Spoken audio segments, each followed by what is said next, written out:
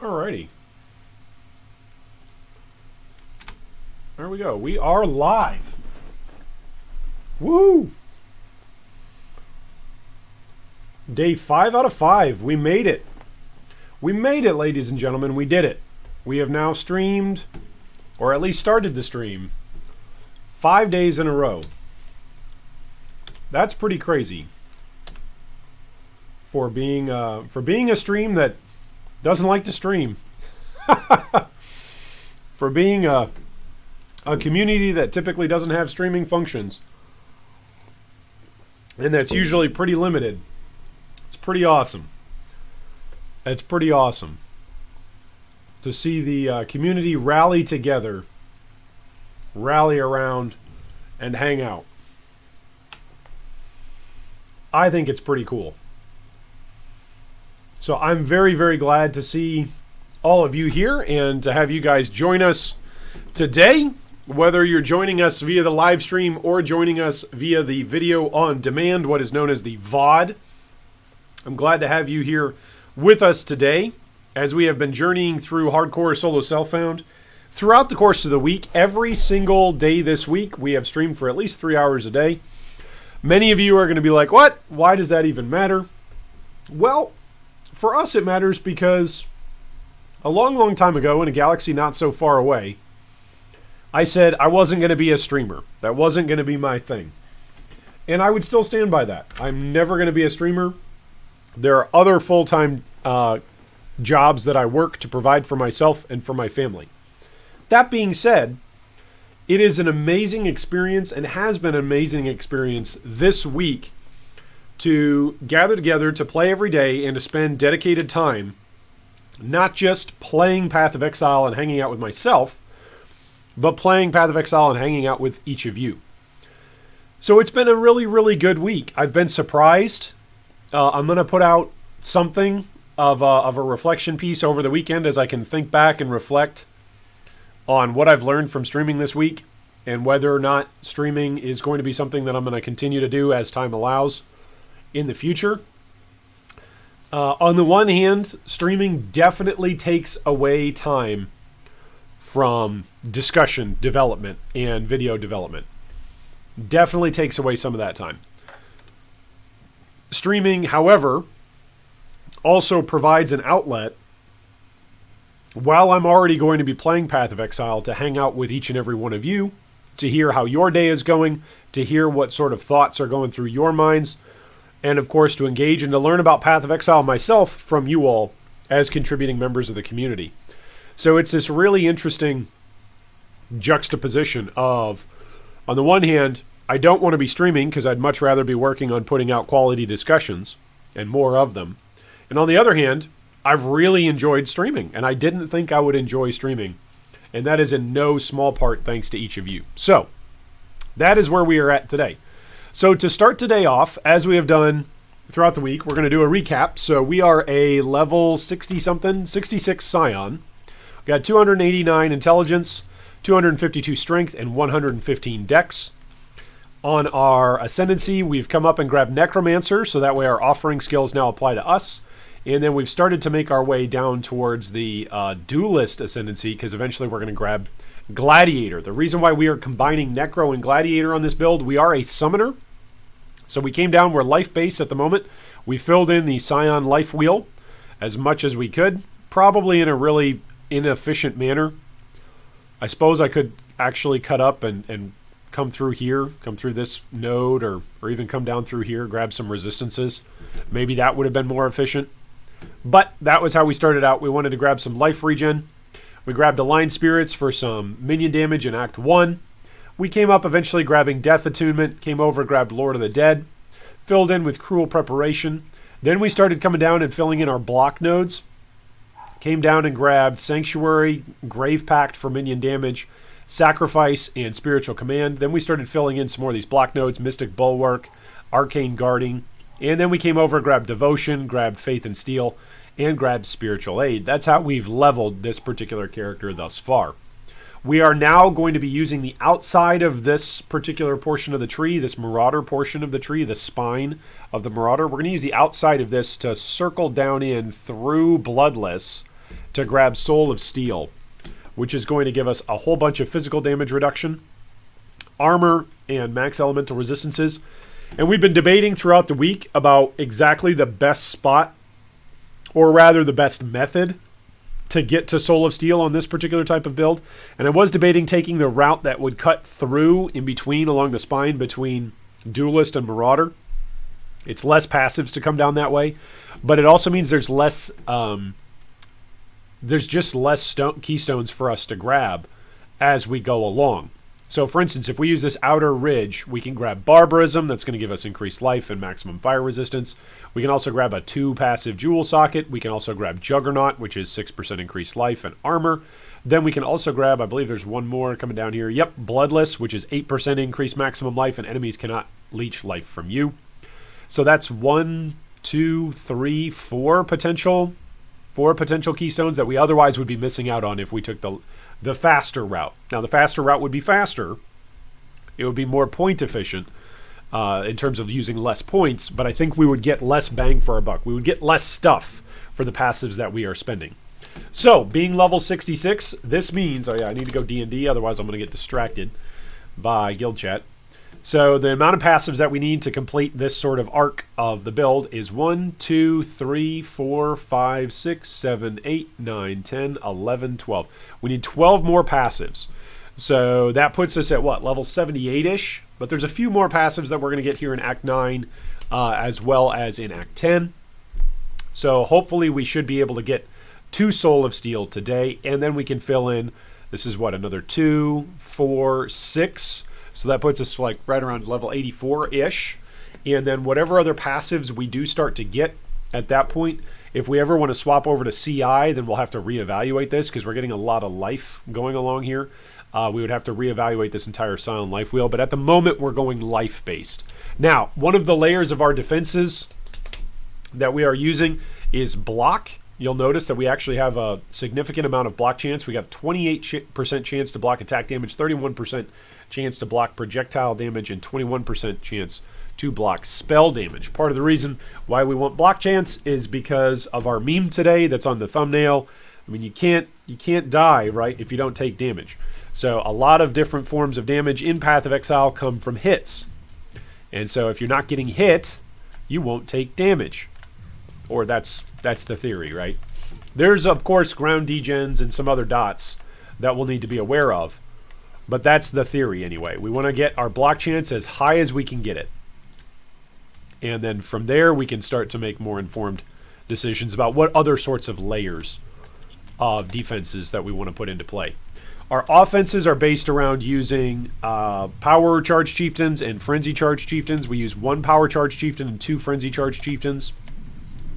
And then our DPS is all based off of our zombies. We have kind of an awkward configuration right now because we're using Cyclone with Bone Offering, which brings up a whole bunch of additional block chance. We go up to 55 or 52, 55, 45 when we actually have Bone Offering up. So quite powerful. The awkward nature of it is that right now we're only using Cyclone on a 3-link. We are using a Claw right now, which is giving us life back on hit.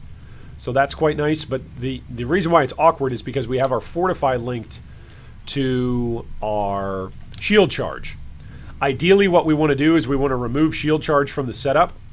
And yesterday during the stream, I just had an absolutely senior moment, a geriatric boomer moment, where I had no idea where to find this configuration that I'd seen, where you can essentially use Reckoning, a trigger skill, to proc Fortify. And it's not a Gemlink setup. That was my problem yesterday. I couldn't remember where I saw it.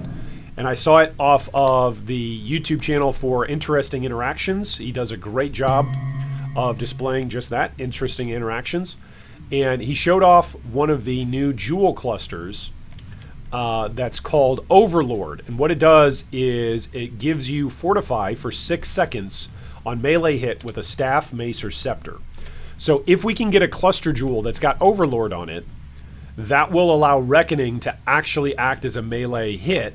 Or, of course, Cyclone in and of itself would act as a melee hit, and we wouldn't even need to trigger it. As soon as Cyclone is hitting anything, as soon as you're hitting something with melee, with either a mace or a scepter or a staff, you just have Fortify for 6 seconds. That's a really, really good amount of quality of life. That's what we're looking for, and that would save us a whole bunch, because otherwise we're going to be looking at trying to get Fortified boots, which are Elder boots. Don't want to have to do that. So that's the general setup. Anyway, welcome to all of you in chat today. Good afternoon to you, James, wherever you are at in the world. Good afternoon. Good afternoon to you, Lucas. Good afternoon, Edmus. Good afternoon, Arichi. Hello, hello. Kong says, I rolled into Shock Nova with Unleash. I one-shot almost everything I see, but I have a problem with stuns. All right, so Kong, you decided exactly what build you were going to choose. Yesterday, Kong was asking for some advice about what sort of build he should play. No Blame says, can't you just anoint it on your amulet if you need to go CI? Yes, I could just anoint Soul of Steel on my amulet. The problem is that it's 3 golden oils. This is hardcore solo self-found, so I'm not using any of my knowledge of economics to trade and manipulate and earn currency. So just farming 3 straight golden oils would be pretty tough, considering this is the furthest I've ever been in hardcore solo self-found. Albezus, what's up, my man? Welcome, welcome. Glad to have you here today. What's up, Fatard? Welcome, welcome. Good to have you here today. So we are leveling for probably level 67 just to get our fingers warmed up and remembering where all of our keys are today. I do have a molten shell set up. It is not a Vol molten shell yet. Eventually it'll be there. But eventually I'll also set that sucker up so that way I can proc it and it's just got a ridiculous amount of duration. I'm leveling a cast when damage taken right now, set up along with my molten shell, I believe, wherever it is. So down here? No, it's over here somewhere. Increased duration, determination, molten shell, and cast when damage. Yeah. So I think, what, 2 more, maybe 1 or 2 more levels into cast when damage taken, and we should have our cast when damage taken set up, ready to go. This is it's just a wee bit awkward to be shield charging and need to Cyclone as well to keep Flesh Offering up. I suppose I could put Flesh Offering supported by, or not Flesh Offering, Bone Offering supported by increased duration as well. But right now, that's part of the trouble, is trying to get my Bone Offering the right links, because right now it is going off of a cast while channeling setup with Cyclone. We are probably not going to go for Unwavering Stance, because as long as I'm using Cyclone, I'm not going to get stunned. So that's the hope there. Hope is just don't get stunned. Hey, what's up, Taco Mage? Welcome, welcome.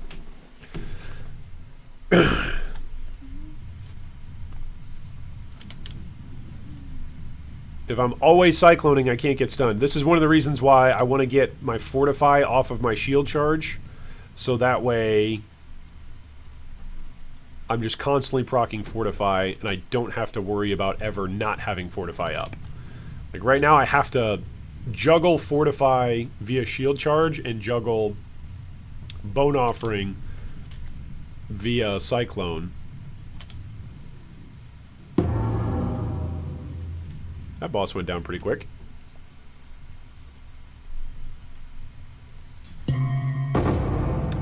Vol Cold Snap, nice. Is that a white socket bow? Nice. Oh, it's corrupted though, that's why. It's pretty interesting. Vol side areas, I feel like in SSF are very, very valuable. I feel like they're way more valuable in SSF than they are in Trade League.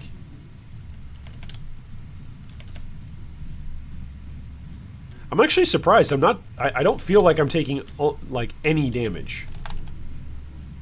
I don't think that's just because I'm blocking everything. My block chance isn't high enough. Oh, nice.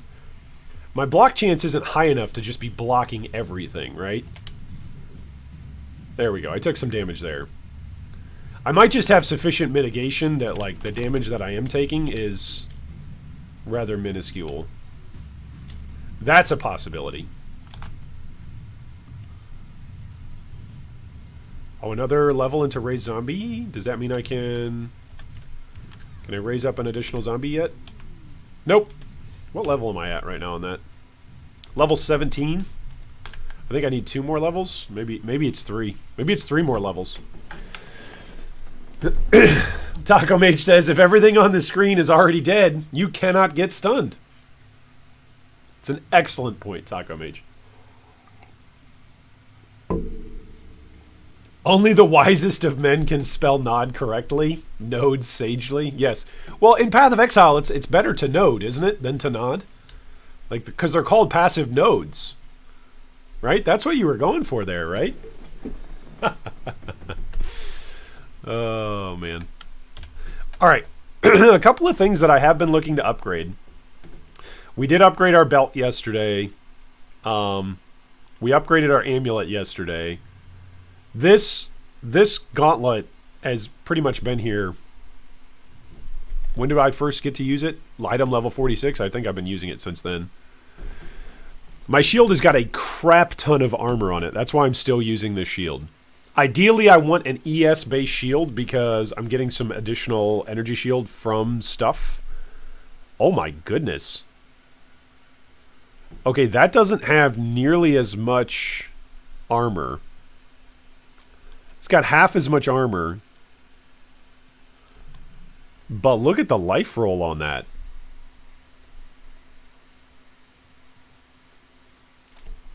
Like, that is pretty amazing. Hey, what's up, Red? It's good to see you. Welcome back. Hopefully things are going okay for you today. Yeah, this is way less armor. It's cutting my armor in half. And I'm going to lose the +3 chance to block projectile damage. But the block chance is just 2% better in general. Man, this thing has got so much frickin' armor on it. What happens if I swap? I go from 39 to 34. 34 to 27. I gain 100 HP. I gain 100 HP, and you know what else? I gain a bunch of resistances as well. Look at my resistances now. I don't have to worry about resistances at all now.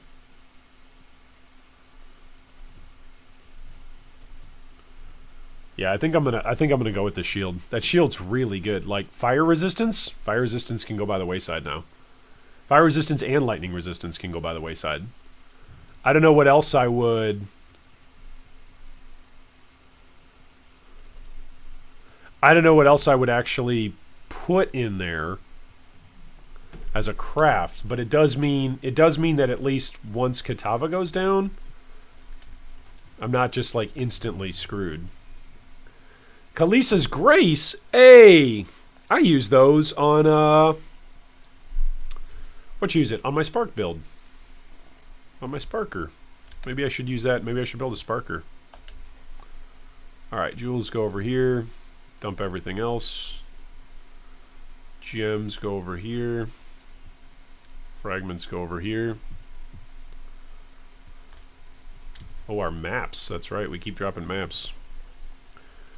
I guess, you know what I'm going to do? I'm actually going to quality this up because I just lost a bunch of armor. So there we go. That's as good a armor as it's going to get. Does it have room to craft anything? No. It's got a suffix open. It does have a suffix open. Yeah, good call, Mike. It's got an open affix.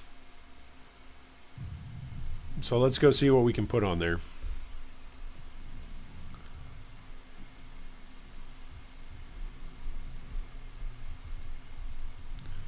Nothing that great. Maybe attack speed. Maybe chaos resistance once I find chaos res. Could put some strength on there just for added life.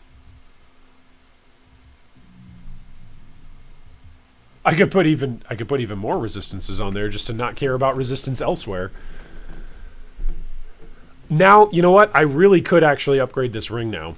Because now I don't care about my resistances nearly as much. What happens if I take this ring off? I'm still overcapped. Okay. So, yeah. So I can go for just a ring that gives me life now. which I think I have one of those. Don't I have a corrupted ring with like 50 life on it? Yeah, I do. And it's even got cold resistance on it, so look at that. There we go.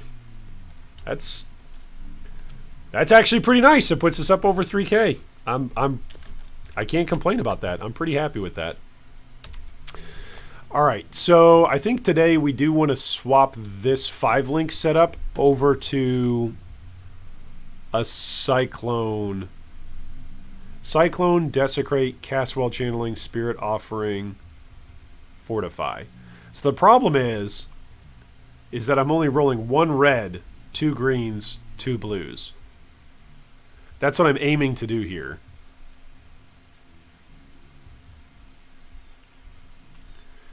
But it would make everything else so much easier. Can I go attack speed now on my claw? Can I actually do that?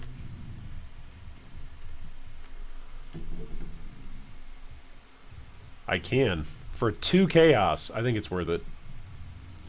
We're going to increase attack speed. Yeah, there we go. That feels good. Man, that thing's level 17. Look at that. So much block chance. It's so good. So I'm going to have to try. So here's the risk. How many chromatics do I have? Lab Mage says, question before I put too much effort into it. Is it advisable to go ES on an Elementalist if I don't plan to use Shavs, or is it better to stick hybrid? I mean, anything is possible.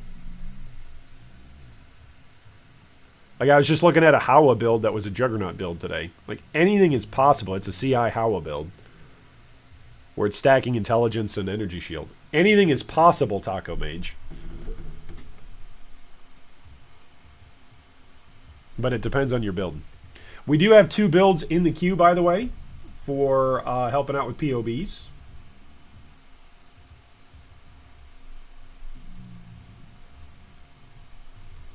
So we do have 2 builds in the queue that we're going to take a look at today, once we wrap up Act 9 here. I think I'm going to try it. Screw it. I got 49 chromatics. This is a red and blue base, so I can always hit this red and blue combo again, in theory. I'm looking for 2 blue, 2 green, and 1 red, right? 2 blue, 2 green, 1 red.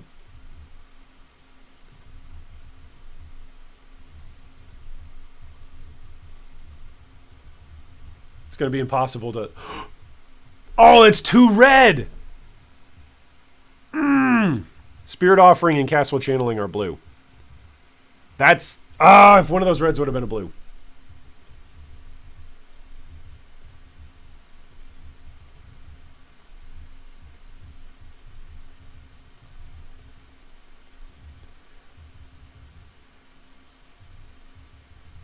Do I need 2 green? I need 2 green, right?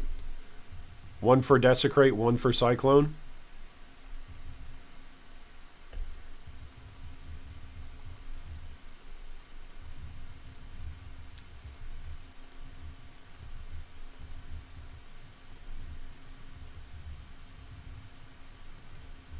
Alright, I'm just going to keep it there.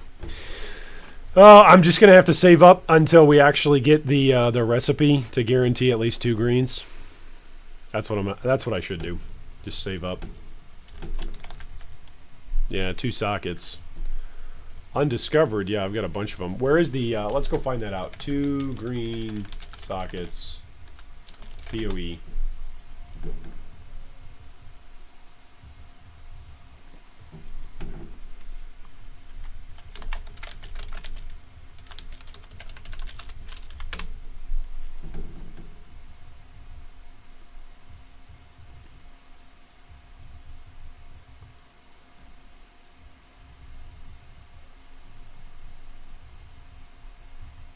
Oh, is it in Delve? Okay.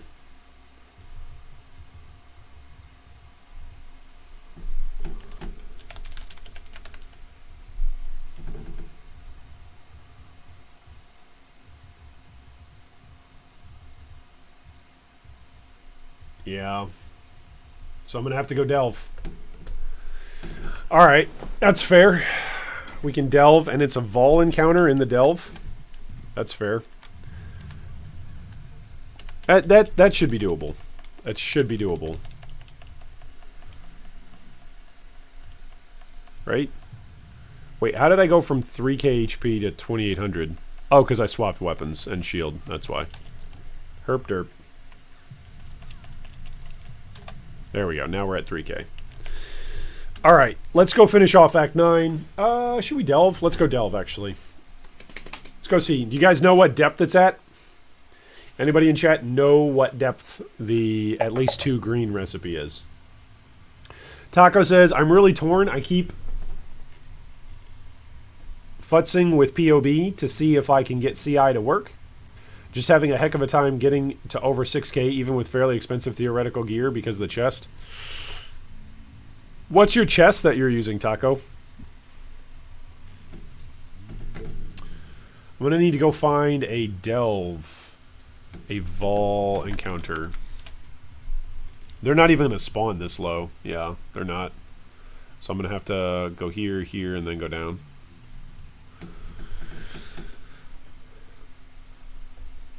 Depending on what your unique chest is, Taco, that's really going to be a determining factor.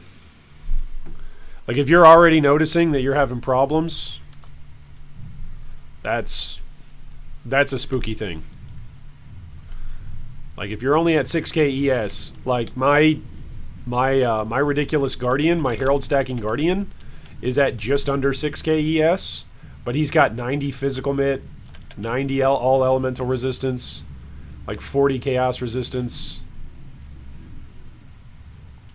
Oh look, sockets. There we go. Found that pretty easy.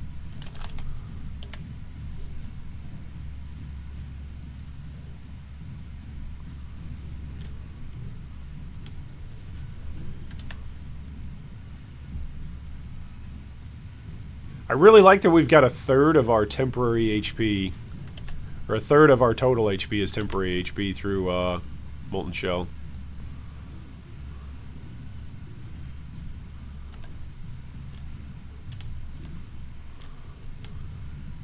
Eventually I'm going to lose the life gain on hit because I'm not going to be using claws. If I do get that overload cluster jewel.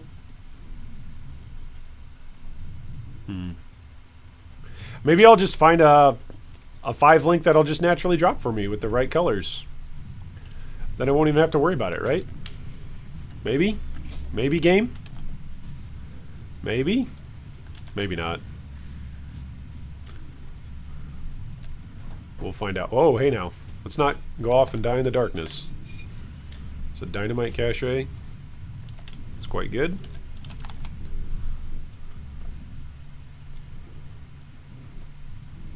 I have like 0 points put into my delve right now. 0 azurite put in here. Hopefully I don't die. Oh. Man, delve is actually kind of scary, even though it's low level. What is this, monster level 60? Yeah, this is actually kind of scary. It's just because it's dark and spooky. This is like those horror films we were talking about yesterday. Alright, I need to go here and activate. Drop a decoy totem. There we go. When in doubt, drop your decoy totem. That's the best way to play PoE. Decoy totem is the undersung hero of this entire build. Early on, who was it who carried me through act bosses? The decoy totem.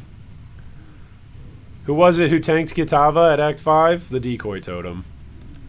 Who was it who took down Brian King? The decoy totem. Who was it who kept Arakali spitting chaos at it rather than me? The decoy totem. Decoy totem is the true hero of this build. Alright, I can go here, get some gems. Oh, you're using Impulsas. Okay. It's a shock build, so it's almost required. I could probably give it up, but it's just too much damage. Yeah. Mike says, looks like Vol areas can start spawning at depth 22. Okay, right on. So I'm at delve depth 27, so hopefully one will spawn. Eventually. Whoop. Don't go the wrong way. Don't get yourself killed.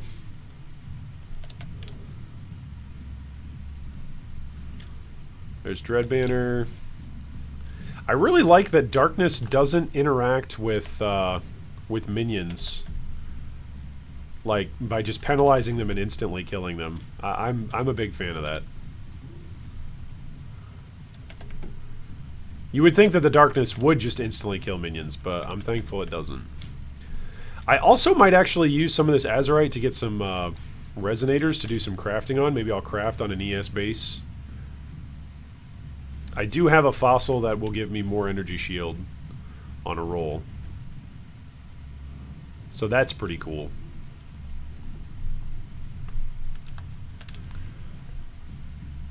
Right now for auras we are using Determination along with what else? Determination, Dread Banner, and then I think Flesh and Stone? No, not Flesh and Stone. Flesh and Stone is what I kept debating about going back to. Arctic Armor, that's right. That's what I'm using. Ooh, I actually took damage there. Hey now. Careful about actually taking damage. It's not a good policy if you want to stay healthy.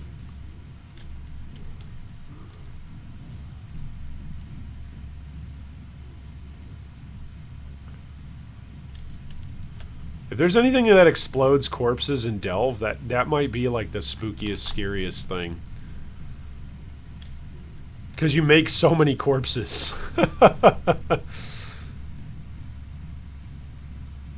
Oh, he looks like he got impaled. Nice. Alright, what do we got? We got an Orb of Fusing. We got some... Oh, nice. We got some Chromatics. Get rid of this stuff. This stuff is not as valuable as Chromatics right now. Those are just like alteration shards. Oops. There we go. Anything else that's worth it? Nope, nothing else. I still don't see a Vol. Maybe I should start going sideways. This is monster level 65. Yeah, maybe I should start going sideways. Maybe I can go sideways up here. Nightshade, what is up, man? Nightshade says, found myself trying out Voldo Dead build. It's not bad to start up. No, it's very nice. It's very nice. James says, 3 color craft is a Vol outpost. 2 color craft is from tier 1 Azurite. So you should be able to get that easily. Oh, nice. Hey, what's up, Jarms? Jarm says, interesting stuff on your nerf radar video. What nerfs are you hoping for most? What nerfs am I hoping for? That's actually a good question.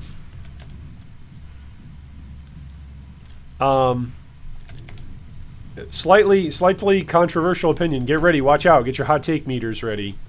I personally don't think dumping in hundreds of Exalted's worth of currency is that broken for Guardians. Like, I am genuinely of the persuasion that Path of Exile, like, I made that argument in the nerf video, the nerf radar video. Like, I think that if you invest sufficiently into something, like, something should be really powerful. Now, should it be to the level where you can just walk into Cirrus's Chaos Storms? Like, if Cirrus is the ultimate bad guy in Path of Exile, sure, it's probably a bad idea to say, okay, here's a build that can just absolutely trivialize him. That being said, like, builds trivialize the Shaper now, builds trivialize the Elder now, and they used to be what Cirrus is considered now, right? They used to be the end game of the game. Hey, is this the one I'm looking for? It is! Socket 1 or 2 colors. All right, woohoo!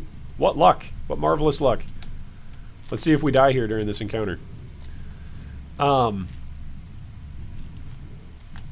So that's... I would say that that's part of my argument of, if we're going to nerf those, like, nerf them... nerf them in the way that the auras gain abilities from it. Like, I don't think voices should be nerfed at all. I think they should go core as is. I think they're an amazing addition to the game. I think aura stacking is just another archetype that's awesome, that's very fun. I think it could get tweaked, I think you can mess with the numbers, but no, I don't think it should just be like outright butchered. That's not one that I'm hoping for or looking forward to. And yes, of course, I played one of those builds this league.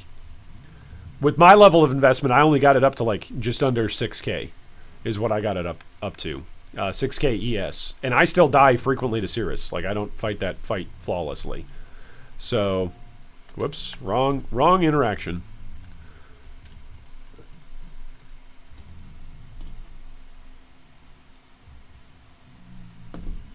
All right, so how many chromes do I have now? Do I have enough chromes? That's the question. I need 25 chromes. And I'm at 16. Okay, so we can just keep farming, keep picking up chromes, and we'll get there. That'll be good. The trick is going to be guaranteeing at least 2 greens and then at least 2 blues. And then it won't go 2 reds. That'll be the trick. Oh, the increased attack speed with a shield is nice. Too bad it's projectile speed. It would have been nice if that was something else. This is a decent ES build, or belt, and it's also got 57 to life. What happens if I do this? I gain, not quite 100, I gain about 50 life. What about my resistances? What happens? Ooh, cold resistance tanks. Okay, so can I roll cold resistance on something else? Yeah, let's roll cold resistance here. Just do cold. There we go. 20. I just keep my crafting rolls are always like the minimum roll. What's the deal, game? Why you gotta do this to me?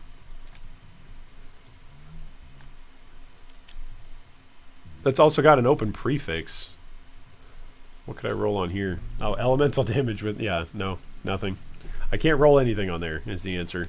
Didn't I have a bunch of stuff I was going to drop still? Let's put these in here. Oh, I'm almost out of room over here. Look at me. Big time owner. Probably don't want that Grand Life Flask anymore. There we go. Alright, so that'll be a leveling tab. And we go back to drops. Put this over here. So that way we can just put that as our dump tab. Whoops, D1 is what it should be, not DR.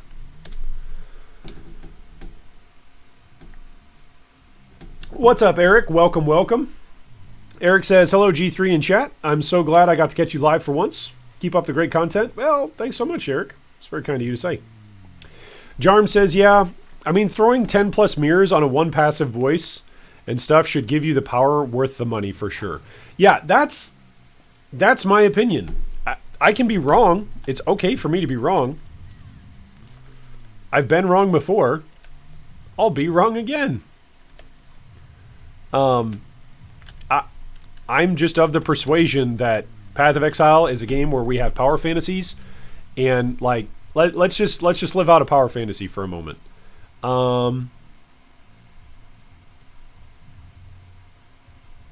Here you go, the Western Forest. The Western Forest. Here's a power fantasy. I am in hardcore solo self-found, so if I die, right, my character is gone. There's potentially risk here. These guys that explode that you see on the screen, when you're going through Act 2, they can legitimately get your character. You could accidentally jump into a pack of them, and they could all explode, and then you're just dead. That's possible. It's possible. However, I'm level 67 now. I've got so much life that they probably don't even have the damage on their kit to actually kill me. They can probably damage me, but to actually kill me, right? I have now leveled my character and put enough currency into my character, into the itemization on my character, that this content is now trivial. Now, the same argument, that's for everything in Path of Exile. Everything up until what, like Act 7 right now, isn't going to be that dangerous for me. It really isn't, right? Most things are going to be pretty straightforward and accomplishable for this character. And that's because of the principle that as you level up and as you increase your character's abilities, content becomes trivial or content becomes easier.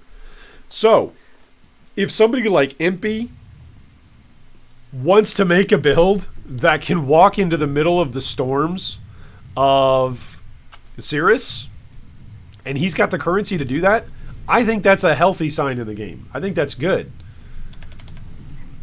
Like, if you have a sufficient level of investment, you should be able to trivialize content. I don't hear anybody saying, oh, we need to nerf these builds that can one-shot Shaper. I don't hear anybody saying that.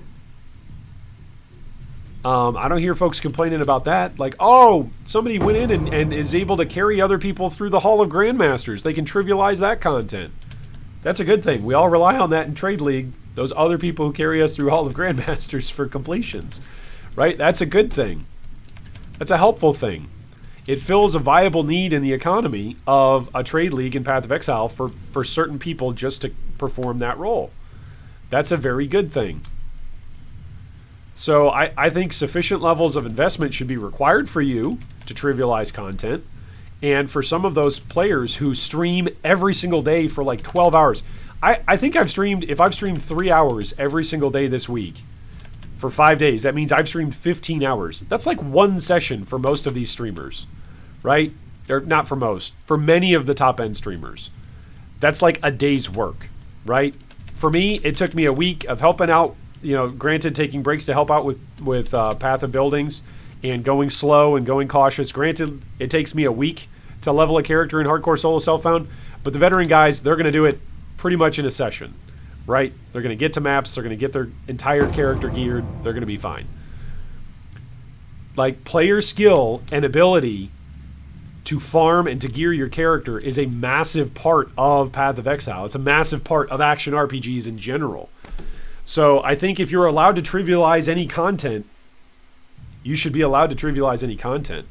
It's on the game developers to say, in this case, Grinding Gear Games, it's on them to say, this is content that we want you to be trivializing when you've got this amount of gear, like Act 2, the Western Forest. Okay, if you're level 67 and you can't trivialize the Act 2 Western Forest, there's probably something wrong with your build. Like, maybe you haven't spent any of your passive points, or maybe you're not wearing any gear, right? Like, it just becomes very, very silly at that point. I think I'm just going to keep track. I'm just going to beeline it for Soul of Steel. That's what I'm going to do. I'm not going to get distracted with all of the other passive points I could be picking up. We'll go back and fill those in as we level up. But Soul of Steel is the thing that we want. So that's my opinion on that. Also, one passive voices are like incredibly rare, right? So, and this is during Delirium Trade League. They're still incredibly rare. They're still incredibly valuable. Imagine how much more valuable and how much rarer those are going to be if Delirium goes core, but if it's a rather rare experience to actually be able to farm Simulacrum Splinters and actually farm the Simulacrum. Like, it's going to be a rare encounter. It's not going to be something that everybody does multiple times, right? Remember when 5-way farming first came out and everybody was really worried about it? Like, oh no, 5-way farming is going to be the new thing. And everybody's going to be forced to do it, and it redefines the entire game and the balance of the game. Like, yes, it did at the time. In every single league, there's a little bit of intended power creep. Players get a little bit more power every single league. And during Legion League, it was Timeless Jewels. And Timeless Jewels are still very, very important. They're still very, very powerful. Many of the top builds that are meta or that are just considered strong, they don't even have to be meta. They could be unpopular, but still very strong. Pretty much augment the use of a jewel socket, either for a Timeless Jewel and a Watcher's Eye, or at least a Timeless Jewel. Like, oftentimes players are going for Timeless Jewels now, even before they're going for Watcher's Eyes, because Watcher's Eyes are like the ultimate, like, niche, finishing jewel for many builds. For other builds, they're not quite build enabling, but they're a large power spike. So when it comes to something like one passive voices, like, I think it would have been a problem if they would have designed voices to only drop as one passives, right? I think that would have been a problem. I think the fact that they've designed it so that way it essentially scales is brilliant. It really is quite brilliant. Like, that you can scale up your investment and you can always have something to aim for and to farm for. Like, that's fantastic. Again, it was a couple years ago that players were complaining about lack of endgame in Path of Exile, and everybody was hoping for more endgame options to be offered. All right, is Deodre going to kill me here? She might. This is genuinely a scary fight. Like, I have no amethyst flask. Ooh.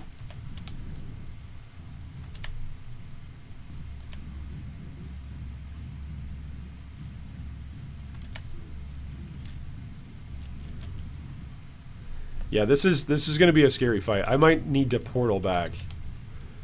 So one of the things when I'm playing this particular build in hardcore is I'm not allowing myself to Alt F4 to leave the game, to exit out or to log out, unless there's like a massive lag spike, which did happen during the first Malachi fight that I had to fight in Act 4. It was like all of a sudden I was just rubber banding all over the place and stuff was not responding. That was pretty intimidating.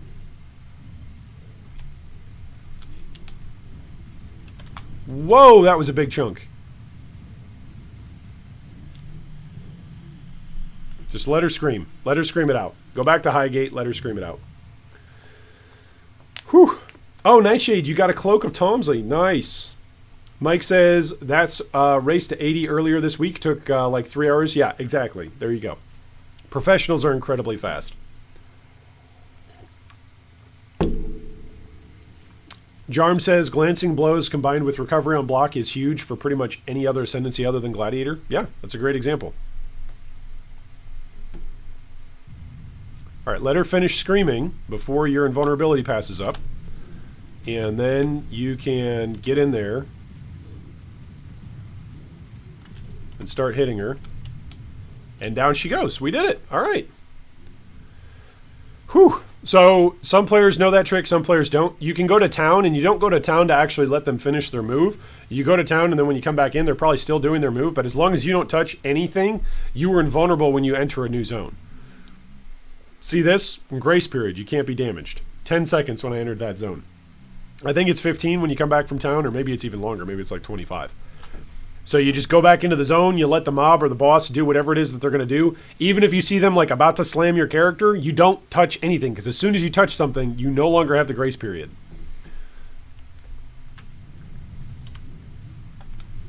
So you don't want to touch anything.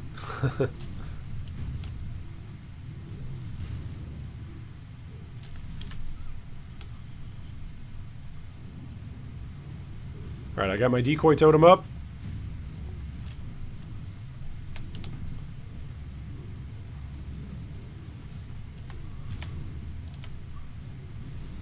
All right, she's running away. Decoy totem up.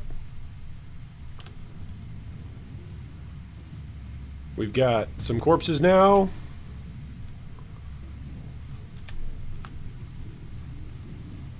All right, down goes the Unholy Trinity. Act 9 is complete. Woohoo! We did it! We did it! I like to talk to Whalem because nobody ever else likes to talk to Whalem, so I at least like to talk to him and be like, hey, Whalem, what's up? Whew! So Act 9 is completed. We have now made it to Act 10. All right. Chris says, oh, you are live. YouTube just autoed me here. LOL. Just got my new character to level 90 in like 3 days. Hey, good work, Chris. Way to go. All right, so at this point, we have now completed Act 9.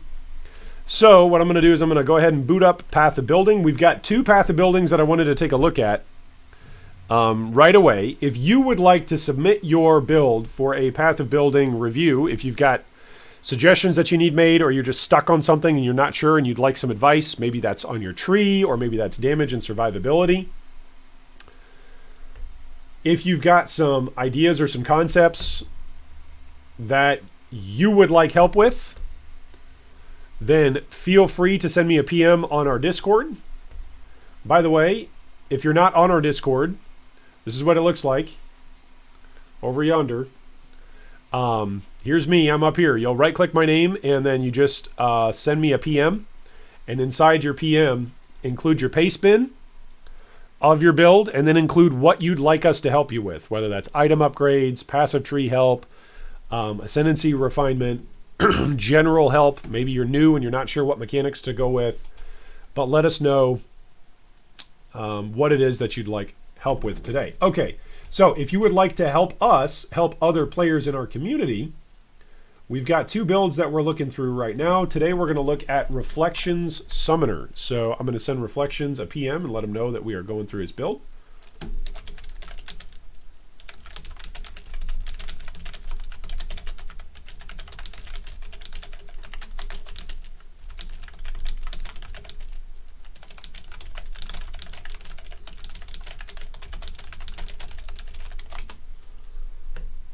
So he has got a summoner using Arakali's Fangs.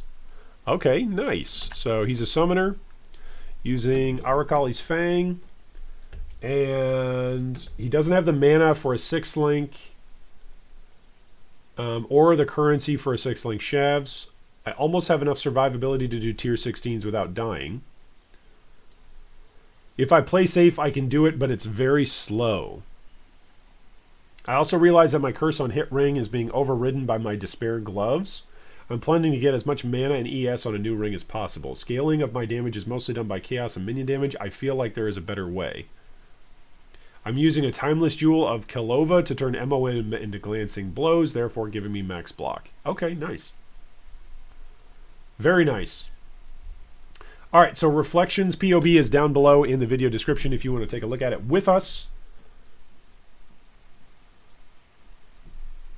Let's take a look here. So he is rolling as a Guardian. Who isn't these days? Radiant Crusade. Alright, so that's active because you've got all your spiders out. So you're going to have, you and nearby allies are going to have Onslaught. And you and nearby allies are also going to have 10% more damage. Also, nearby allies are going to, nice, Intimidate and Unnerve. Which Unnerve is just Intimidate, but for spell damage. Okay, then you've got Time of Need. So every 5 seconds, remove curses and elemental ailments from you. Okay. Then you've got Radiant Faith. Alright, your total life, 1,800. Total ES is 5,700. Wow, your cold resistance is really high. Your cold resistance is 80%. That's pretty good. That is, that's actually pretty amazing. All right, so here is where you're using your Timeless Jewel that's turning MOM into Glancing Blows. Okay, that's totally fair. Just so you know, Reflections. Reflection, just so you know, Ravenous Horde with the minions have 10% chance to gain Onslaught for 4 seconds on kill. It's just the individual minion. Like, if an individual minion gets a kill, then that individual minion gets Onslaught. It doesn't apply to the entire grouping of minions. So, like, if one of your zombies gets a kill, that zombie gets Onslaught, not all of your zombies. If one of your Arakali's Fang spiders gets a kill, that one spider gets the Onslaught. The whole pack doesn't. So that's just something to consider. Also, because of your nearby Radiant Crusade, like, you're giving Onslaught anyway. So oftentimes in terms of percent damage, like Ravenous Horde gives you what, 20%, 10%, so we're up to 30 plus 8. So we're 38% on a 4 passive node, which really you're actually spending, what are we doing over here? This is Healthy Mind. So we don't even care about any of this stuff for Healthy Mind. We could get rid of 1, 2, 3, 4, 5, 6 passives over here. And you're right next to Spiritual Aid. So what did we say that was? 38% for the Ravenous Horde? Yeah, 38% for Ravenous Horde. You could come over here and grab... so for the same amount of passive points, what is it? 12%, 24%, 44% for 3 passives. 44%. So for 3 passives, you're already better than that entire wheel. Just FYI. Now, the minion's life and the minion regeneration, I get it. You don't care about that. But I'm just saying, just for the damage, going Righteous Army is already better.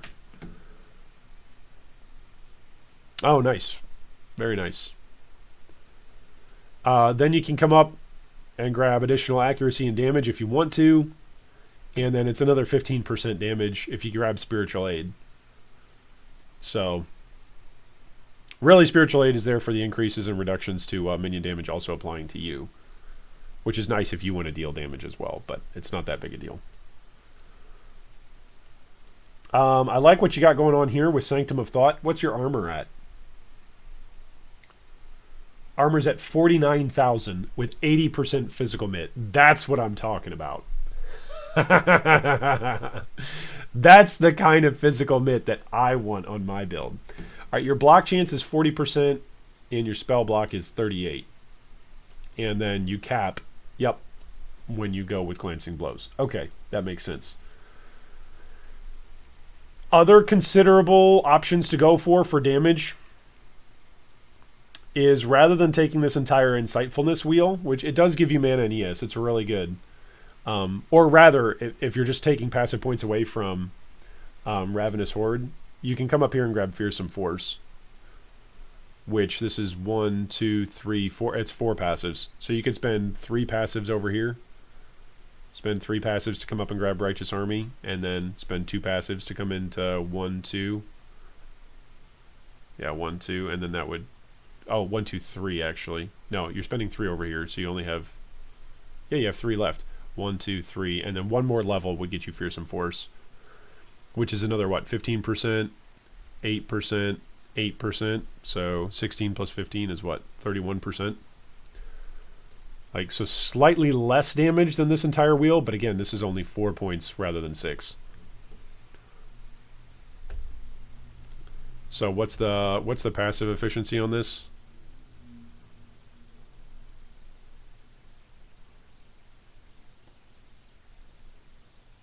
We said this is 38% divided by 6 passives. You're getting 6% minion damage per passive with this expenditure for minion damage.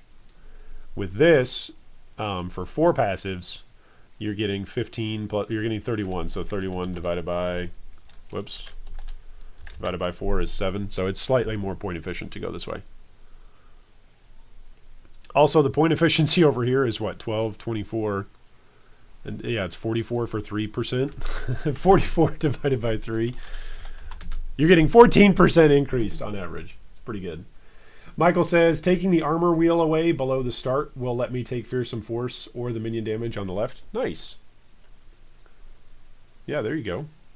That's an option. Yeah, coming through here, you're spending 1, 2, 3, 4, 5.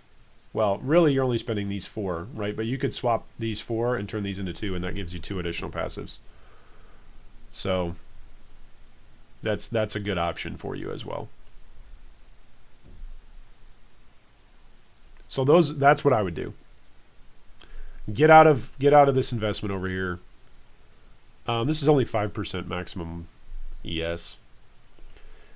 If you're looking for even more energy shield and even more lightning resistance, then you might consider coming up into Unnatural Calm if you can with your passive points. But I don't think that's a priority for you right now. Also, I really like this combat stamina node. I just really like it. Oftentimes in hardcore, I'll actually use combat stamina in hardcore for my anointment. That's something that I'll do.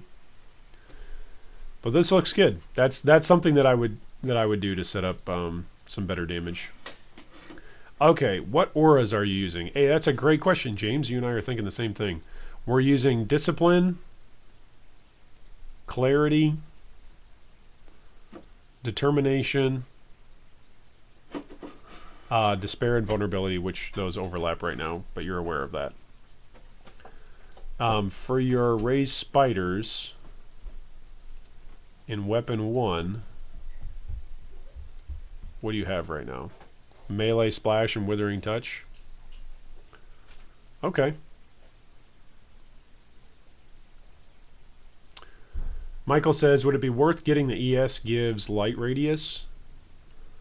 That's 4 points away. Is that what you're talking about? Grabbing Arcane Vision? Light radius is based on energy shield instead of life. That's up to you. I mean, that's up to you. If you like farming really dark areas, then yes, it can be really helpful. So, it's up to you. How sad. You a build that doesn't use Tailwind. That's right. Clarity is just to get us to reserve more mana to get more ES. That's fair.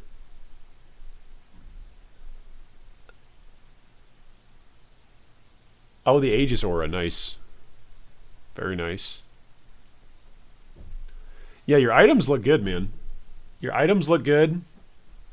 It's a pretty good Shaper's Touch right there. Man, they really gutted Shaper's Touch last league, didn't they? Inexorable is your anointment. Where is that? Increased armor. Enemies have -5 to total physical damage. Okay. And then you've got endurance charge generation over there. Okay. That makes sense.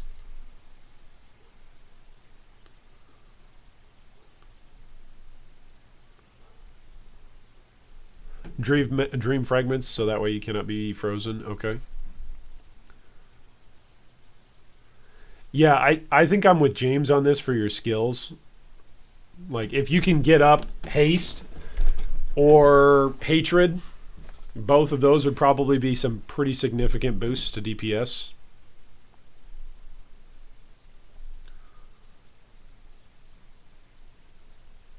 If you're just looking for DPS off of your skills. I'm not sure what your aura reservation situation is like. I like determination there. Okay, you're using Cyclone to bring up Herald of Agony. Yeah. Yeah, Shaper's Touch, Cowsad. That's what he's using. He's using Shaper's Touch, which gives curse enemies with level 12 Despair on hit. So, and then he's also using a ring, which gives curse level 8 vulnerability. So, I don't know, if you want an even more offensive version than this, you could get rid of Inexorable and you could try to allocate Whispers of Doom. So that way both of your curses are going off. It's an option.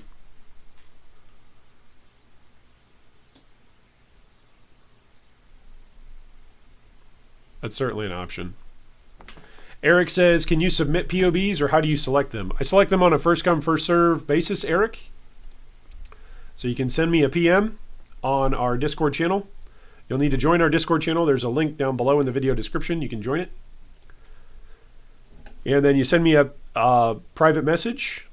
My name's at the very, very top of our Discord channel. You can see it there at the very, very top. I'm in the Draconis category, and then you can see we've got a bunch of other guild officers still online, and then we've got a bunch of different Patreon supporters, and their tiers are all sorted out, but I'm at the very top of that list, so you'll want to right-click my name and send me a PM, and include in that PM your pay spin, as well as what it is that you're hoping to do. So hopefully that's helpful for you. Reflection. Okay, last comment. Any better ideas for the belt? Where's your belt?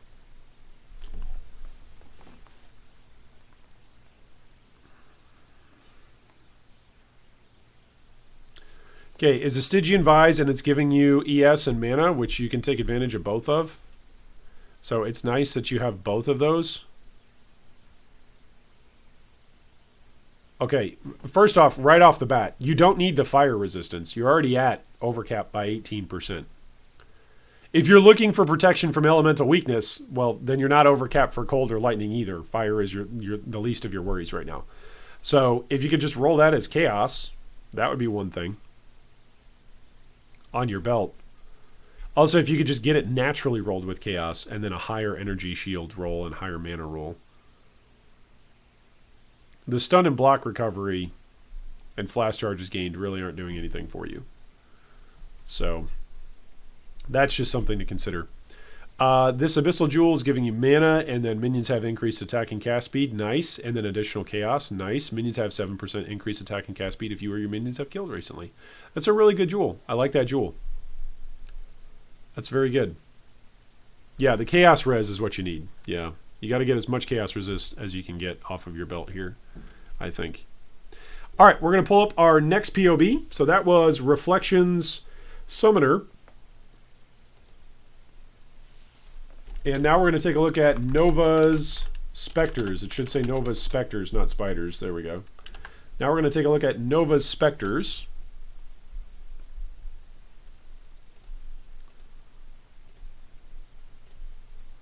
So let's go let Nova know that we are about to take a look at his build.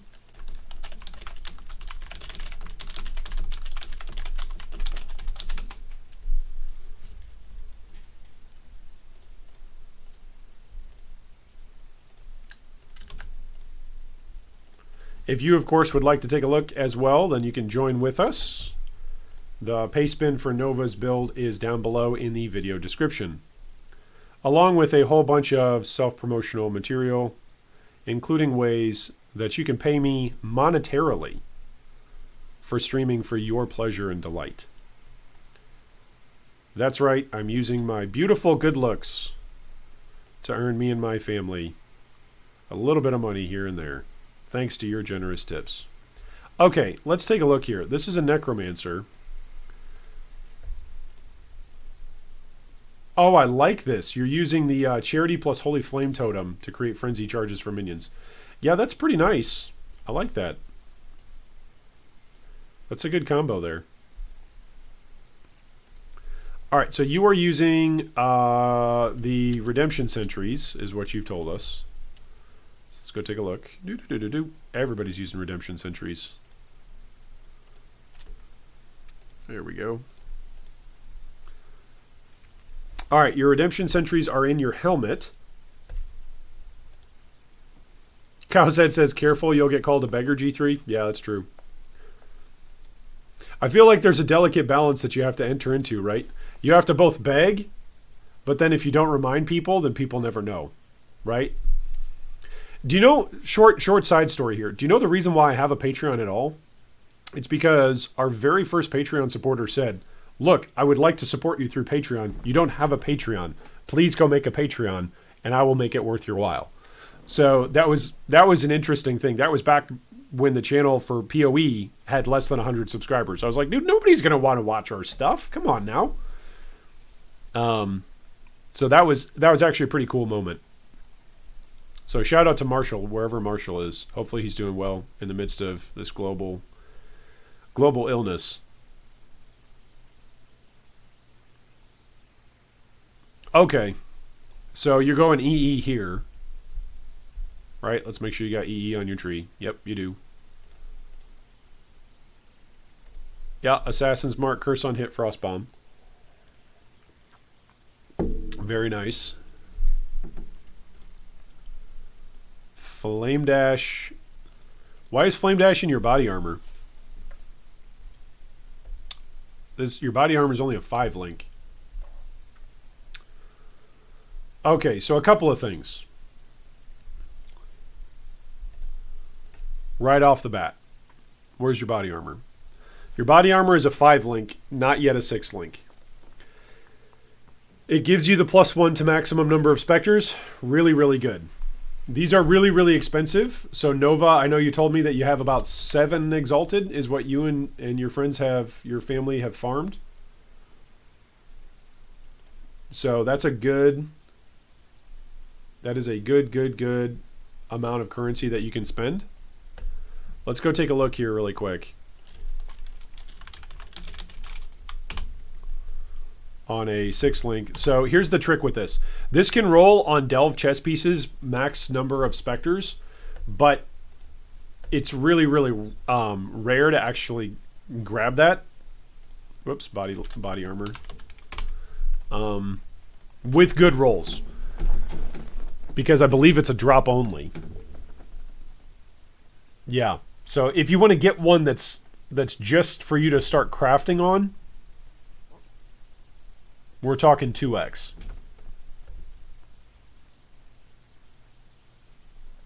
Here's one that's got cold resistance and some life crafted, 3x. But these are 6 links. Like, these are 6 links. So I know it sounds like, oh man, that's a lot. It is a lot, but you've got 7x, and that's going to be a serious upgrade. Right now, you're getting 12 fire and 14 lightning from this. Which means if you get rid of this chess piece and swap it out for something else that had no elemental resistances, you would still be fine. You'd still be capped. The armor on this chess piece And the ES aren't good enough to say, oh, you're committed to this chess piece forever. So I would upgrade this chess piece. That's the very first thing I would do. I would go get a 6 link that's got the +1 maximum number of Spectres, so that way you've got all of the Spectres that you can possibly pump into the build. What's your layers of defenses? You're a life-based build. Okay. So the trick is whether or not you want to go with something that's going to give you a whole bunch of armor to help you mitigate physical damage. What's your estimated physical? Yeah, 10% phys. Is that just coming from bone armor? Do you have bone armor? No, you don't. Okay, so that's totally fair. I'm just looking and seeing what we've got. Physical mitt is probably what's killing you a bunch, right? Nova, I would assume that's what's killing you. Is physical slams, because you have very, very little physical protection. Hey, what's up, Laucon? Welcome. It's good to have you here today. Chat, let's let Laucon know how we're doing today. I'm doing well. Thank you for asking, Laucon. I always appreciate you guys asking me how I'm doing. But how are you guys doing today? Hopefully today is a beautiful, beautiful day wherever it is that you are in the world. I, of course, am here in the United States at the G3 headquarters, and it is a gorgeous day outside. If it did not mess with the lighting and make my face appear brighter than the sun, I would have all of my windows in my office open. But unfortunately, the green screen and my windows don't agree with each other much.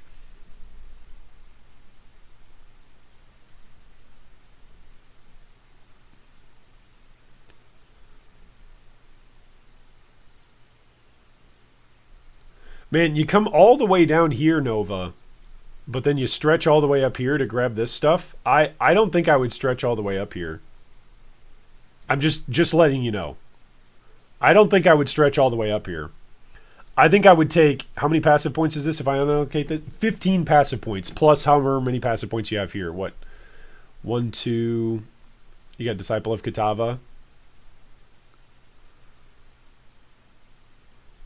1, 2, 3, 4, 5, 6, 7, 8, 9, 10, 12, 14, 17. I mean, this is like 17 passives plus 15. Like, this is like 20 passives to get up here. And this is just giving you mana. So one thing that you might want to do, just because you're over here on the tree, if physical damage is a problem for you, which right now it is, your physical mitigation is 10%, I think I would go 1, 2 passive, and then boom, there's your jewel socket already. Okay? So I'm gonna start messing around on your tree. Okay, Nova, I'm gonna start messing around. I would go 1, 2, all the way over here, and there's your jewel socket. That's 5 passives, and there's your jewel socket. I wouldn't grab Written in Blood or the melding wheel, because most of the power that's built into these and that's balanced into these wheels are for both your energy shield and your maximum life. Your maximum energy shield right now is 723. Your maximum life is 5,400. You're getting way more bang for your buck if you go with life rather than if you go with energy shield. So getting rid of this stuff gives us a whole bunch of passive points. Hey, have a good night, Michael. Sleep well. Hopefully the advice for your build pays off, and come back and let us know. So with those 15 passive points, we just spent, I'm just using the 15. I'm not going to say I have 27, even though this is like 17 passive points up here, because we're going to say those 17 passive points are getting posted over here. So we're going to say it's just the 15 passive points that we move around from here. I wouldn't come over and grab Grave Intentions. I personally wouldn't do that. There's lots of other really good point efficient nodes for your minion damage that you could grab that's much closer than coming all the way over here. So if we get rid of this, it's 21 points. Okay, so 21 points, subtract from there. We've spent 1, 2, 3, 4, 5. All right, so we have 16 passive points that we get to play with. With 16 passive points,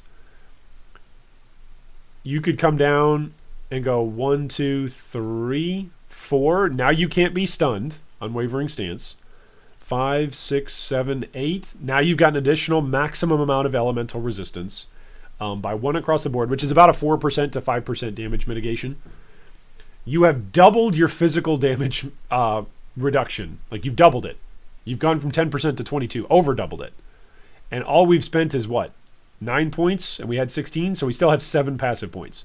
So if we want more life, here's 6, 5, 4, 3. Now we have 3 more passive points that we can spend.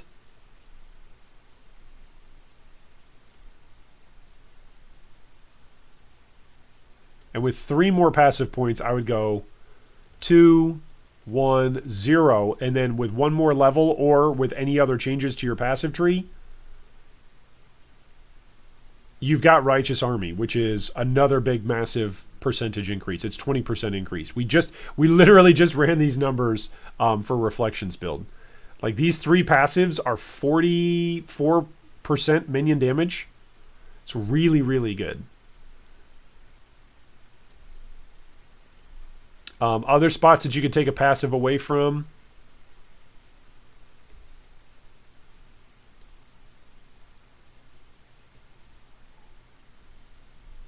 You wouldn't have to go through Sovereignty. This is probably helping you with your auras, but you wouldn't have to go through here. Like, for instance, Purity of Flesh, this whole wheel is giving you 4% increased maximum mana. This is giving you, what, 5%? So, like, this wheel down here is just, it's more point efficient than this wheel up here. Granted, this is giving you chaos resistance. Granted.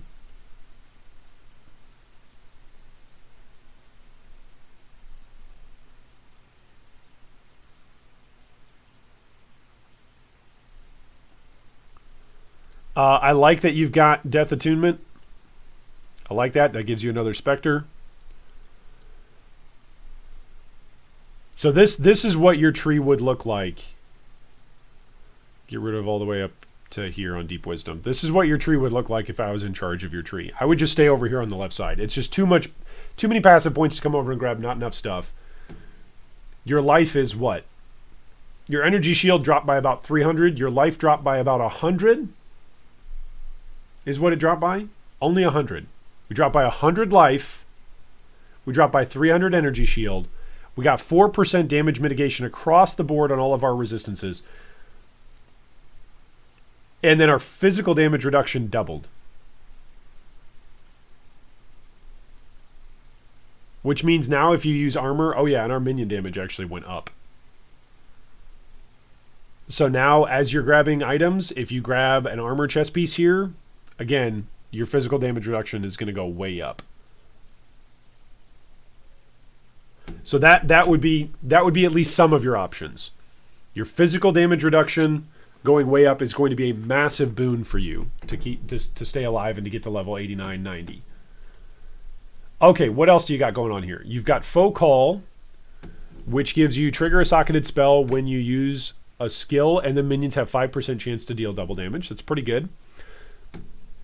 One way, of course, to improve upon this wand is to go for a minion, a plus minion wand. Oh, goodness.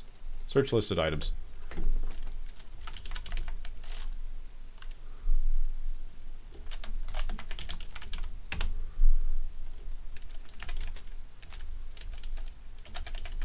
Okay, +1 minion and +1 all spells. So this gives you +2 to your Spectres and +2 to your zombies, +2. What else are we using right now?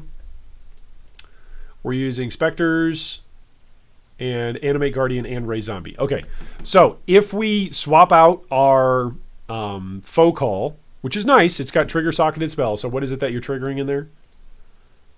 In Weapon 1. Weapon 1, yeah, you're using this in order to trigger your Armageddon Brand and your Flesh Offering. So that's fine. Like, that's fine. This is going to give you 2 levels to all of your minion gems. +1 level of minion, +1 to all. It's really, really good. Also, you can still look for this with, like, you know, minion damage, etc. 3x. 3x. So if you spend 2 to 3x, or maybe even 4x on your 6 link, that's going to improve your Spectre DPS because it's already going to bring it from a 5 link to a 6 link. It's going to improve your defenses because your chest piece is going to be more oriented towards your build and what you're aiming for, which your chest piece right now doesn't even have life on it. A lot of those chest pieces that were 6 links but still had the +1 number of maximum number of Spectres on it have life on it. Your life is going to go up. So that's another big boon here. Yeah, these are 3x. I mean, this is amazing. These were going for more than 10x in 3.9, ladies and gentlemen. The economy in this game is up and down every single day, right? I mean, who knows? Maybe the price will be different, Nova, when you start buying your items. But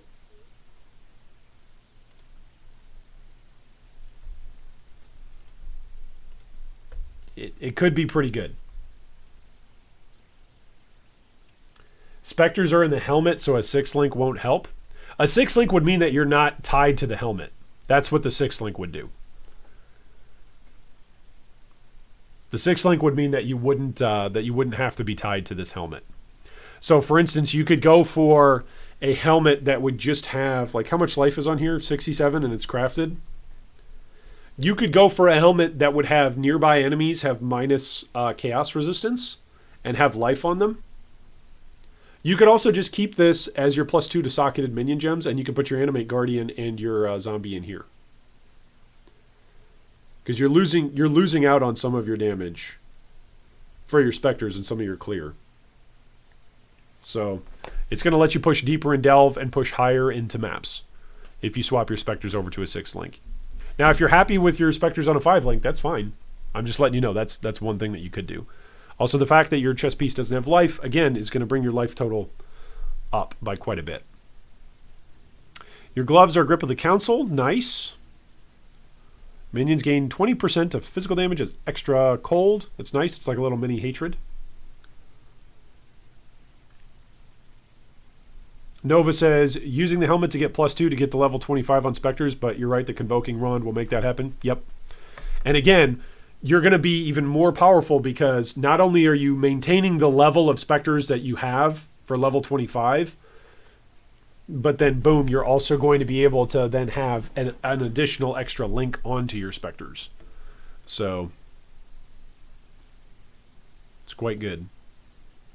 Your boots are good. +1 to level of all raised Spectre gems. That's good. Your amulet is giving you +1 to all level of intelligence skill gems. That's good, but the life on that is not very good. So that's the bummer on that. The trick is going to be grabbing the +1 level of all intelligence and trying to figure out how to work around that. But hopefully you can craft even just better percentage life onto that amulet.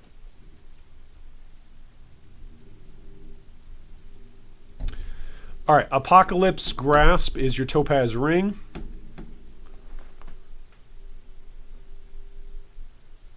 Elemental resistances and then crafted life. Again, if in a perfect world, you want this to be rolled with life rather than crafted life. Same thing for this ring, but those are good resistances on your ring. Does Helmcraft +20% fizz to cold work? Helmet plus gloves. You've got the socketed gems gain 50% as extra lightning damage. The trick here is how much physical damage does the Redemption Sentry do?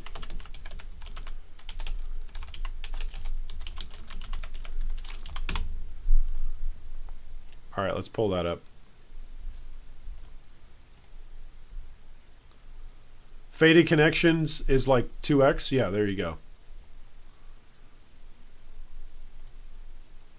Clay says, actually, I checked fusings last night and they were about 1,200 per X, so you could get a 6-link with the crafting bench for what, 1.3x? Yeah, there you go. So there's lots of options here. Lots of options.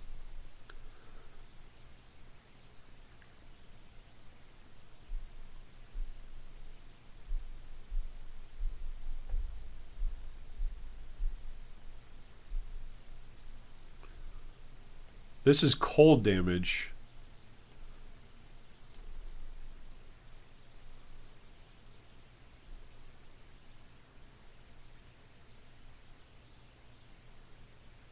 Yeah, I don't think I would actually want the fizz as extra cold. So I'm going to do something here. I'm going to cheat really quick. Where's Kay's? Whoops, Kay. Here she is. Kay's Spectres is by far one of the best guides out there on the planet. So where is the Redemption Sentry? Okay. Yeah, there's the videos, but we want to look at...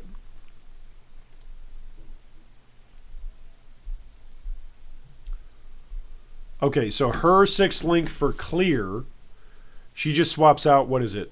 Vicious projectiles. So for bossing, she uses Death Mark and Vicious projectiles. For clear, she uses Power Charge on crit, Pierce, and LMP.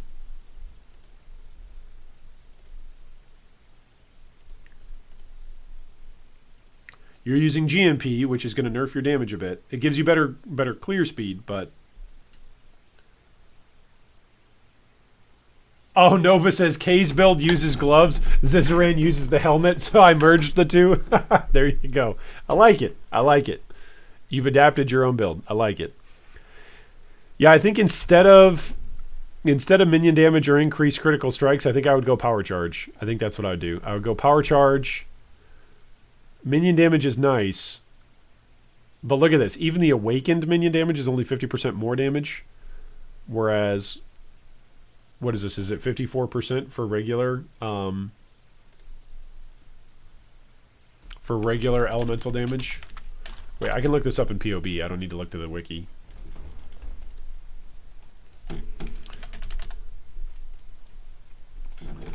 Yeah, 54% more. Minion damage at level 21 right now is only 50%. So elemental damage with attacks on its own is going to do better than just minion damage. Anyway, those are some suggestions that I would have for you, Nova. Those are a couple of suggestions that I would have for you. I would transition your Spectres over into a 6 link, get them off of your helmet. I would upgrade your chest piece over to a 6 link with life. You don't need the resistances. Keep the +1 maximum number of Spectres. Get them over onto a 6 link. Upgrade your wand to a +1 all gems +1 minion. That's what I would do. Also, are you using a granite flask? You are. Okay, good. Use that granite flask because your percent fizz reduction right now is 22%. When you've got your granite flask active, it's another 22%. Like you go up, you'll be at like 45 or 46%, like with the total flat. So, anyway, that's enough. We've had enough fun looking at your build. And then, of course, all of those suggestions with your tree. I wouldn't come up here to the top right. I would come over here to the bottom left. That's what I would do. Just personal opinion. We all can play our build the way, however, it is that makes us the most happy. So, always take my suggestions. Please, please, please. Always take my suggestions with a grain of salt. I'm just another guy who likes to play PoE. I'm wrong more often than I'm right. So please don't take anything that I'm saying as, oh, this is what I need to go do because that guy on YouTube said so. I'm wrong way more than I'm right. So feel free to continue to play whatever build it is that you are playing in the way that makes you the most happy. All right, we're going to jump back on over here and continue our quest, our ever and ongoing quest to take down Kitava. We've just started Act 10 today, which is very, very exciting. It's an exciting time to be alive.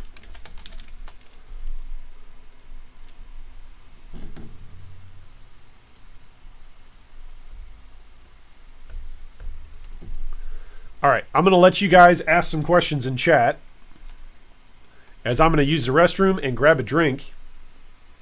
And here's my question. Here's my question for you guys. What is the one thing right now that is keeping you playing Path of Exile? Name one thing that is keeping you playing Path of Exile. We're about halfway through the league, so I want to hear about it in chat. Go ahead and drop me a message. Type me an essay. Write me a paragraph. Let us know down below in the chat what is one reason why you are still playing Path of Exile about halfway through the league as opposed to playing another game. Why are you still playing PoE? Drop me your response, and we'll read them when I get back from the restroom.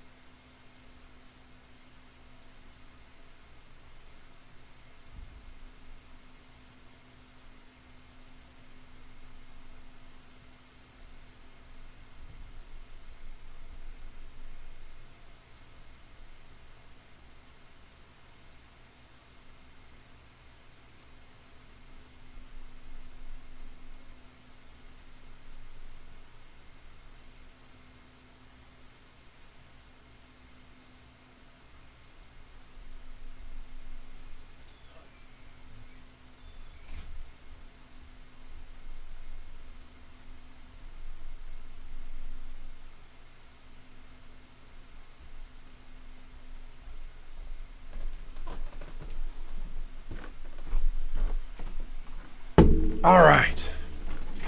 I have returned, ladies and gentlemen of YouTube. Good lords and ladies of the G3 community, let's see what you guys had to say. All right, so our question was, what is the one thing that is keeping you playing Path of Exile about halfway through the league?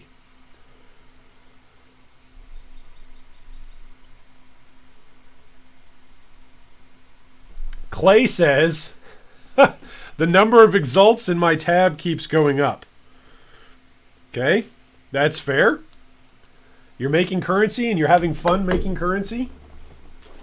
That is a fair reason to continue playing PoE. Mike says, I actually don't play right now. Okay, that's fair, Mike. We're just happy to have you hanging out. Scott says, I burnt out yesterday. I'm taking a break. That's totally fair. For all of you who have burnt out, I'm going to let you in on a secret.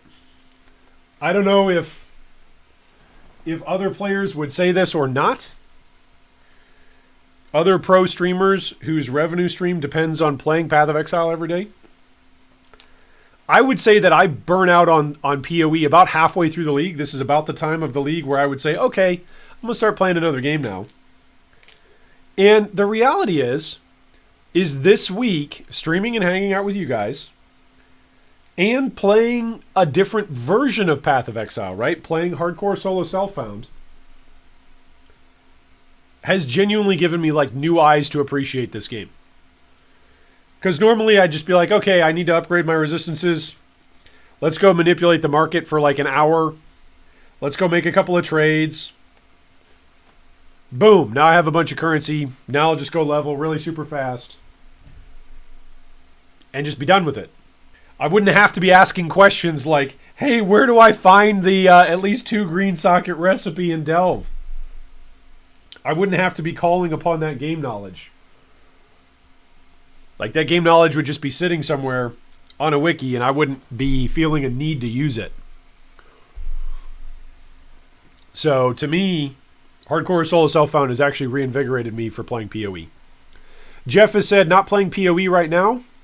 Have league burnout after achieving level 97. That's totally fair.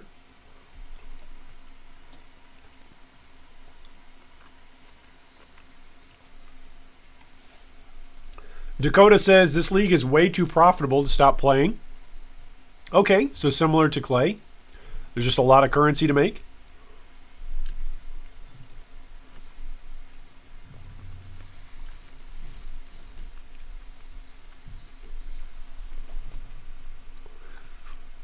Oh, that's nice.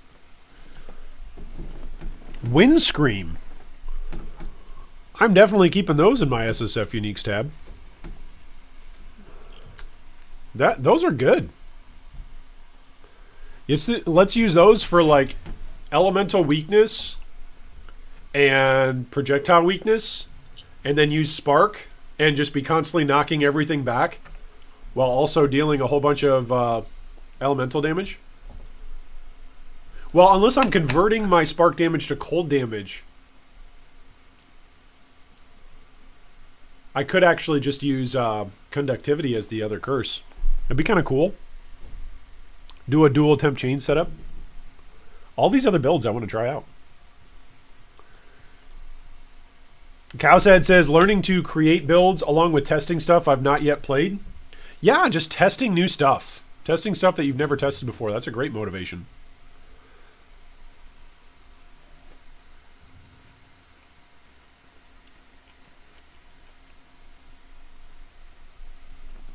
No Blame says, there is no game out right now I would rather play that is on PC. Final Fantasy VII is only on PS4. That's fair. Hopefully the FF7 remake will come to PC eventually. Hopefully. I'm not sure how long that exclusive lasts. Mike says, the trend for me is about every other league. I played a 90s and then quit for 4 or 5 months. That's fair. Laucon says, I've had absolutely horrible luck with drops, so I will keep playing in hopes that something good will eventually drop for me. That's fair.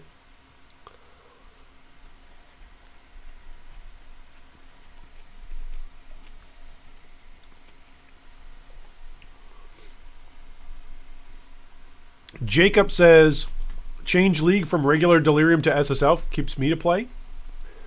Also, hello, Spectral Master.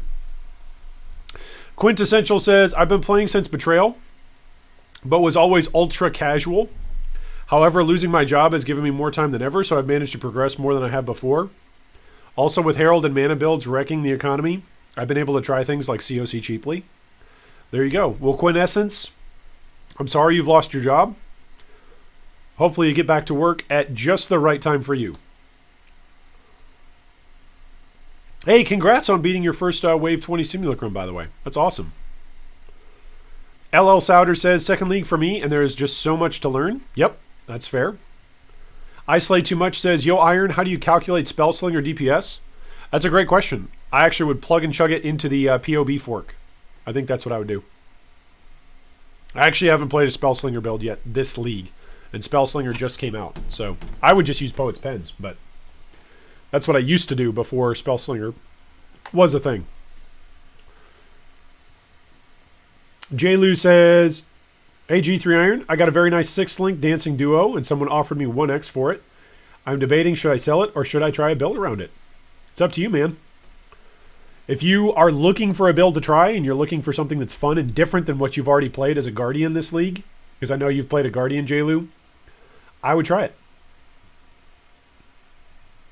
No Blame says FF7 is going to come out on PlayStation, on personal computer PC 1 year after PS5 is released. Wow.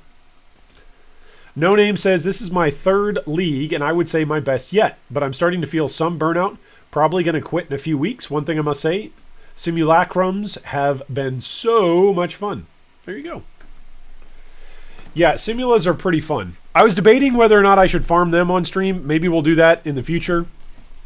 My build still dies during them, and potentially serious. I think I've cleared 4 or 5 simulas, and then there was one that I died twice, but I still cleared it.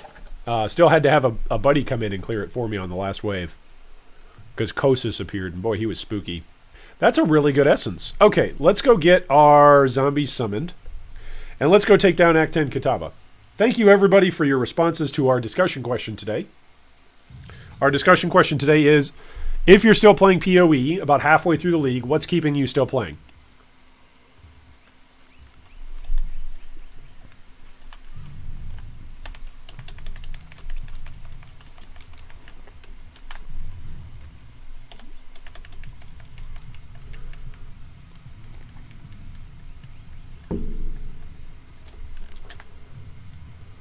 Oops, that was a mistake.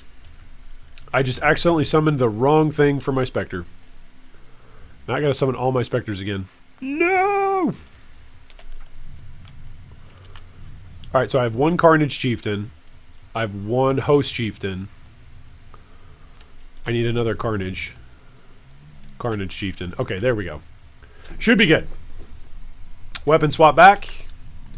Get Dread Banner on. And away we go. Act 10 Kitava. Let's make what? We need to kill Azaro again? Right? We kill Azaro again, and then we go kill Kitava. Kill Azaro after, or I'm sorry, before we kill Kitava and our resistances drop again? That'd probably be a good idea, huh?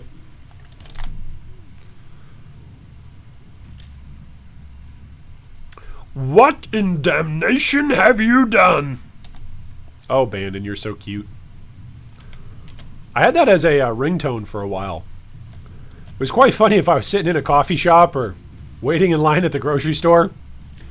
All of a sudden my wife texts me, my boss texts me, what in damnation have you done? Oh, Bandon is great. The best line in all the game. Closely followed by Kirax, by the muscular golden arse of innocence. That's got to be my second favorite line in the game. Whew. This is still kind of wacky. Still a little bit wacky doing shield charge and cyclone. Still just a little wacky. But once we farm up enough chromes, we now have the 2-color recipe. So we just need to farm up enough chromes. That's all we need to do. We're also getting some good levels here. Like, I'm 4 levels over the zone, but I'm actually still getting good XP. I'm okay with that. I guess this is probably one of the denser areas, right, in Path of Exile. Whoa. 6 socket, yes please.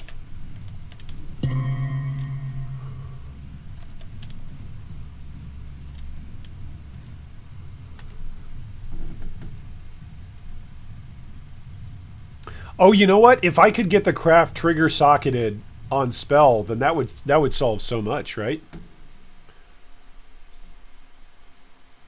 That's actually a good point. Hadn't thought of that. Icelay says, "Yo, Iron, how do you find your true DPS?" I would use Path of Building, my man. I would use Path of Building. It's an independent program. It's outside of the game of Path of Exile. I'd use Path of Building. Its numbers are way more accurate. For instance, right now, my damage on my zombies doesn't tell me anything, right? I can actually upload them into Path of Building and actually see that they do some damage. Same thing for Spectres, same thing for Spellslinger, same thing for Poet's Pen builds. Like, it all gets calculated through Path of Building. I would import your character into Path of Building and then take a look at your DPS on your main skills. That's what I would do.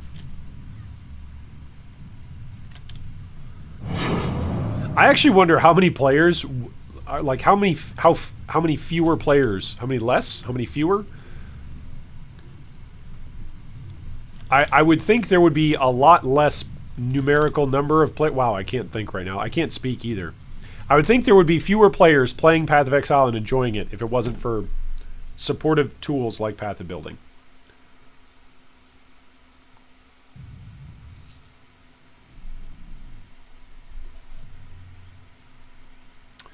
Quintense says, also on the note of losing my job, I'm actually making more on unemployment now than when I was working full time.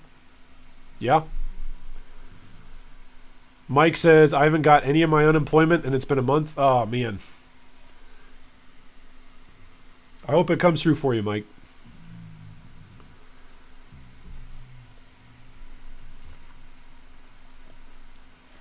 J-Lu says, are you going to keep playing Hardcore Solo Self-Found after the Axe? As long as I'm alive, I think I'm going to keep playing.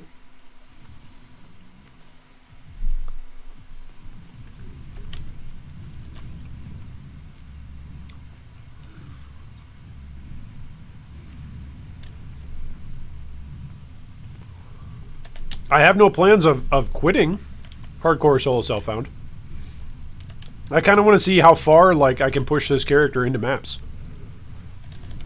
And whether or not the build fails because it's like, oh no, I didn't block that spell or didn't block that attack or whatever. I'd like to see how far I could push this. I think I need to get like to level 87 or something in order to appear on the POB Ninja platform for Scions. Somewhere up there, like 87, 88. So I think that'd be kind of cool.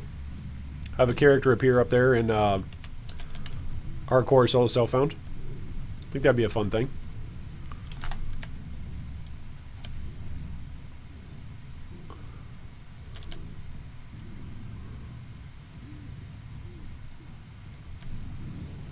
Whoa.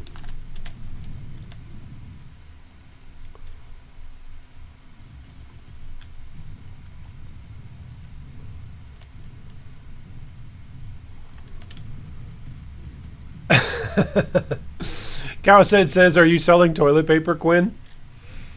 Yeah. Yeah, I agree. The fork, Local Identities fork for POB is very, very good. It supports Impale. It supports a bunch of minions. Like all of the Spectres that we were taking a look at here earlier today on Path of Buildings, we were able to look at all of those Spectres because of the Path of Building fork. That's how we were able to take a look at those specific Spectres and some of their specific stats. Because the original Path of Building doesn't necessarily support all of the new Spectres. Which, who knows, I may use some of the new Spectres. I may swap over to Redemption Sentries if I get enough of them. The problem is that physical zombies are so cheap to get going. I mean, absolutely just dirt cheap, right? To get this build going. Like, literally, we've been able to do this in hardcore solo self-found without any great drops and without any great crafts. So I think I'll have a hard time doing that same thing, like, for Spectres, getting Spectre damage up. Because you need ideally you need Spectres to be gem level 25. So you need a whole bunch of additional levels somewhere, whether that's through Empower, whether that's through your boots and your chest piece, and your helmet, and your wand, and your Ascendancy, which, remember, I'm not getting the +2 to all my minion gems because I'm not a witch. I'm just a scion. I'm just a poor scion. Now I get some extra, you know, I get some extra cool stuff because I'm a scion, like some extra passive points, which is really neato. But at the moment, it's not like those are make or break on the build. All right, let's identify this. Ignites you and casts Lightning Storm. Spooky. Nothing good dropped. What level am I at? 68? Usually 72 is like the highest I'll go before I kill Kitava. Like, that's the most paranoid version of me. No Name says, last league I screwed up badly and quit the league. Kids, look up the item when you were buying an Adziri's mirror. Oh, yeah. Kong says, I don't know why, but I feel like Spellslinger is too underpowered for the idea of it.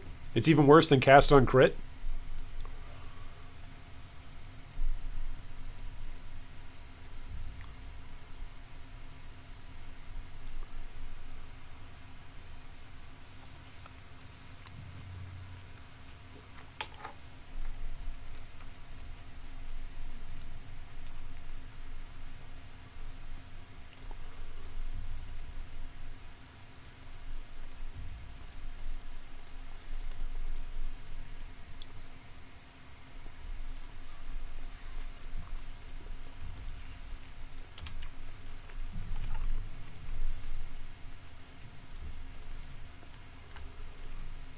All right, let's go put this here.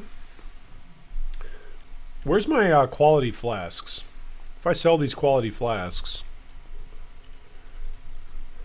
can I get a few more glass blowers?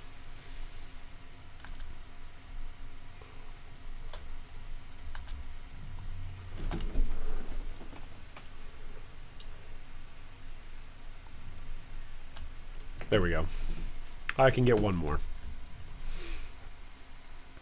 How many do I have? I've got 7 of these. Let's increase the quality on this as much as we can. There we go. That's by far the single most important flask that we've got. Removes curses, but it's way less. Yeah, we're gonna put that in our flasks section. I just need to have a flasks. Ta-da! There we go. All right, we also got an essence in there. Which one is it? Lightning damage. Okay. Some more chromes. That's good. Just keep farming those chromes.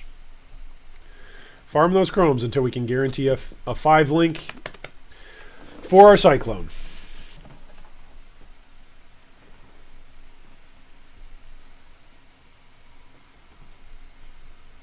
Oh man, we're talking about PoE 2 now. Okay. PoE 1 will not cease to exist, Mike. PoE 1's still going to be there.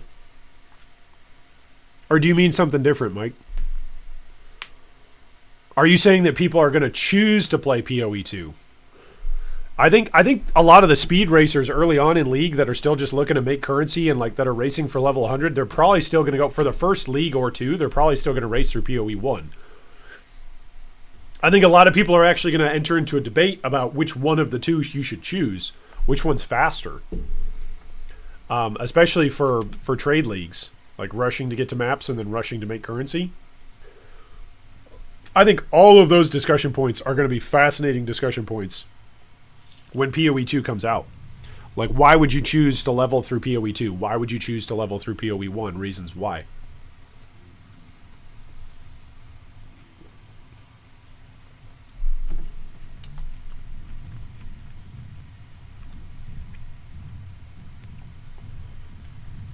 Alright, we gotta go find the teardrop. Ooh, Orb of Regret. Nice. If I ever do swap over to a CI build, I'm gonna need all these regret points. I can't imagine why I would swap over to a CI build, but I might. Like, if I find something that's just ridiculously good as a chess piece, like if my first 6 link is a ES chess piece, I might swap over.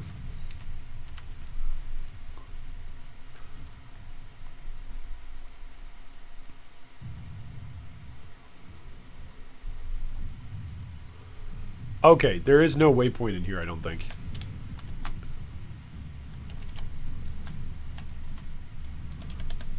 Don't want to touch the mirror. Don't touch the mirror. Mirror does bad things to my frames. Speaking of which, I feel like I've actually had some pretty good luck with my frame rate. I think we've only had to Alt F4 just that one time with Malachi, so that's pretty nice. That was all the way back in Act 4.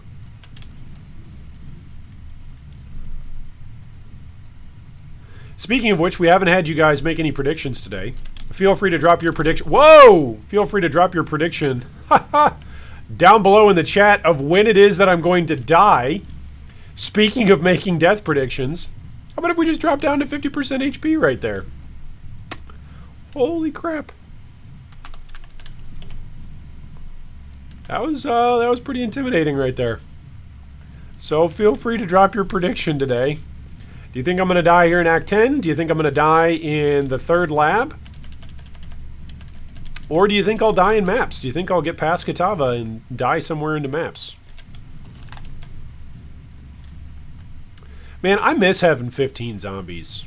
I miss 3.9. I miss having 15,000 energy shield. And strength stacking to high heaven. I miss it. That's what most of the league is going to be saying next league when they can't play their cluster jewel stacking Guardian. Like, I miss playing the old bald guy. Oh, man. Icelay says a tier 6 map. No Name says death on level 74. Ooh, spooky. I guess I should just avoid level 74, huh? I'll just go straight from 73 to 75. This is such a great zone to level in, speaking of which. Speaking of leveling. This really is. Like, the layout of this whole chamber in here, really, really good. I really wish I had Cyclone with Fortify, with Desecrate, with Bone Offering. That way I wouldn't have to keep juggling between Shield Charge and Cyclone. MAME support, nice. I could use another MAME support. Oh, I need to use some more silver coins. That's right. I keep forgetting to use silver coins. Not like I'm going to sell them in bulk.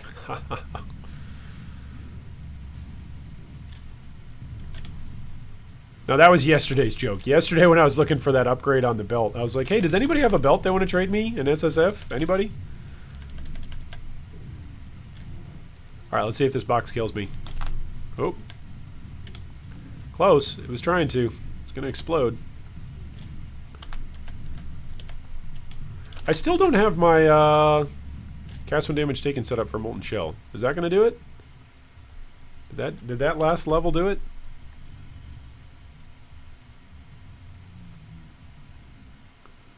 $58 or lower.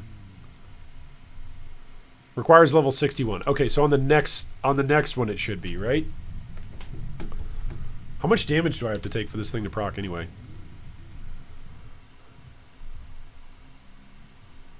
1,400 damage, so it only procs when I take half of... Ooh, that's... I probably want a lower level cast when damage taken. That's probably what I want. Life and mana, nice. Rank 3.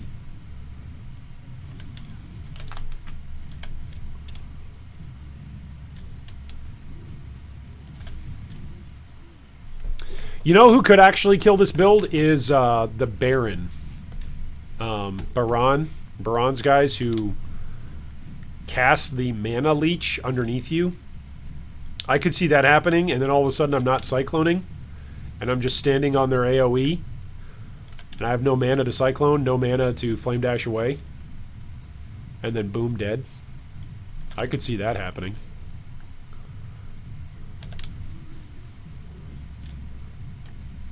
It would certainly take a series of unfortunate events. I mean, my block would have to fail. I would have to take a few moments to recognize what's happening.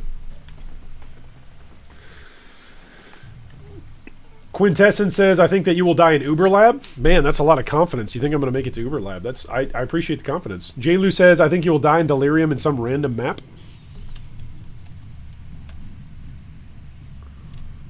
Could be. That means that I'd make it past Kitava, so that would be kind of cool.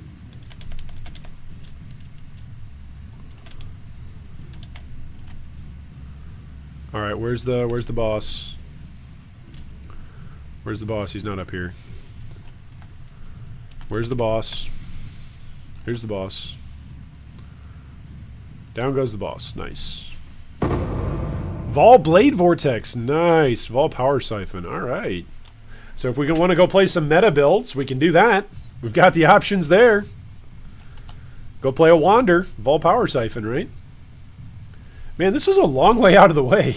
I didn't realize just how long this corridor was just to go to a Vol side area. All right, let's keep beelining our way down towards Bloodless. Woohoo! And then from there to Soul of Steel, SOS.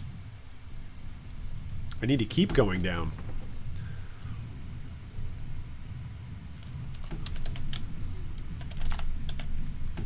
I feel like there's so many defensive buttons that I have to hit when I get into a pack. I have to hit with Shield Charge. I have to pop my Molten Shell. I have to Convoke. And I have to start Cycloning. All at the same time. A lot of buttons to hit. This is hardly the AFK version of the Summoner that I was touting last league. Just AFK strength stacking in Blight maps. Maybe the Sanctum of Innocence. Maybe this is where I die, right here. Maybe I died a very... Oh my goodness! I was kind of joking, Avarius, my dude. I was just joking. Okay, I mean, I guess the good news is I can tank his hit. I survived.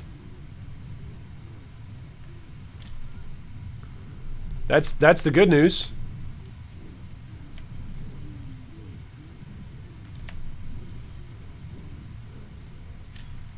That's the good news. Wow. Whew. Okay, that makes me a little scared for Kitava.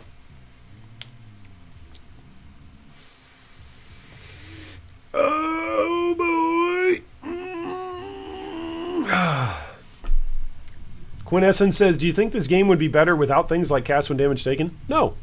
No, I don't think it would be better. I think the more... In general, the more options that we have in Path of Exile, the better. And in a game like Path of Exile. It gives us, right... If we go back to that discussion that we were having earlier in the day, I'm not sure if you were here for Quintessence for that discussion, where I said action RPGs are essentially power fantasies, right? Where we enact out building out our characters and making content trivial. The more ways that you have available to you to make content trivial, the better. The more approaches that you have available to you, I think the better. Let's grab this one. Have 100+ life on it. No. It did roll life, but not 100+ life. Alright. Let's go put these in the stash. Go put these in the fragment. Go put these in the gems. There we go. Alright. What else do I need to do? I'm level 69. Isn't it a level 68 zone for Azaro? Before Uber Lab? Isn't the last lab level 68?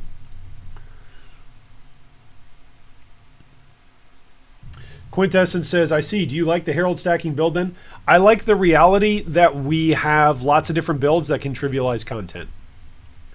Yeah, it's a level 68 zone. Jeez. Am I going to die? I'm going to die to this. If Zaro hits me, like you saw what Avaris did. Ah. Now I'm freaking out. Oh, boy. You could drop a few nodes on the life wheel to grab Barbarism, Juggernaut. That's true. Mike, you're a genius. These are just 5% nodes. These are less efficient. You're absolutely right. So here's Juggernaut, or Barbarism. That gives me the same amount of life, but better fire resistance. And then life and armor, and then I need one more for Juggernaut. That's the same amount of life, but it's better armor. That is a good call, Mike. What am I thinking? I'll tell you what I'm thinking. I'm not thinking. All right, so now I'm at 44% Physmit. Oh man, I even lost a zombie in there. I feel like I should do the passive quests in Act 10, and then we can go, like right before we kill Kitava, we'll go to Azaro. Azaro could get a lucky crit and end your entire existence. Yeah, you could. No Name says, I think the Herald is just as good as any other build that can absorb 150x worth of stuff. It's just way more popular. Yeah, there's a whole, like... So, I made the argument earlier. No one is complaining about builds trivializing Shaper. Right? No one is complaining about builds trivializing regular Elder. Or even Edziri. Right? Or... Man, there's a lot of damage here. Or... no one is complaining about builds trivializing Kitava, right? There are certain levels of trivialization that's acceptable. Even that should happen, right? That's not just acceptable, but that should happen. So what I did earlier today in the stream was I took my character, a level 60 some odd character, into Act 2 Western Forest, right? And I was just walking around showing like, hey, these guys who normally explode themselves near Alira's camp, they do almost no damage to me, right? They're no threat because I've trivialized the content. That's not a problem with my character. That is an intended power level by design that, hey, if you're level 60, you should be able to trivialize like Act 2, right? It shouldn't be a threat to you. You've had enough significant upgrades in your character that now no longer make this content as dangerous as it would otherwise normally be. That's a good thing. That's a generally accepted principle inside action RPGs. So I think that is a good thing. I think that should be there. I think that should be a part of the gaming experience when playing Path of Exile. The question is, should you be allowed to walk into whoever's zone it is that is interpreted as the last boss of the game and still trivialize them? And I would say yes, you still should be able to if you farm enough, if you expand your character enough. There's got to be a motivation for you to min-max your character, to that level. J. Lou says, you really need armor for that? Get a granite flask? Yeah, I've got my granite flask. I used a bauble on it. That's also my bleeding flask. So I'm up to 44% armor on this. Yeah,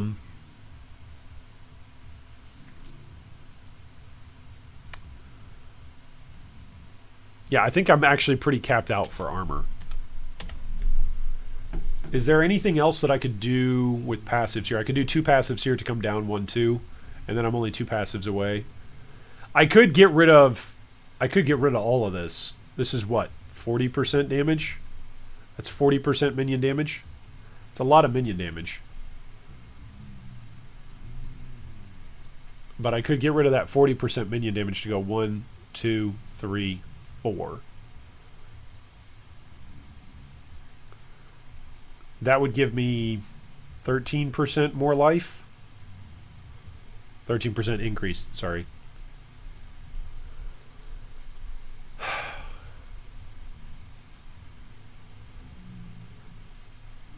How many passives is this? This is kind of silly here. 1, 2, 3, 4. 1, 2. So we could get rid of the... No, because it's still going to come in here. 1, 2. Yeah, so it's the same amount of passives to go through either way.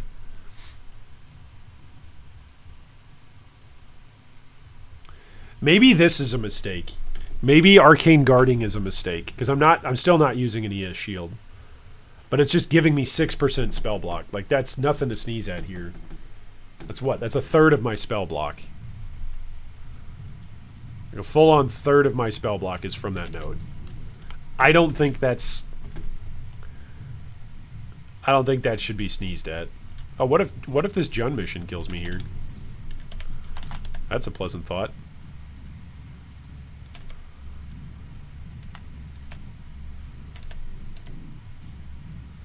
What if my minions don't kill anything in here? Holy crap.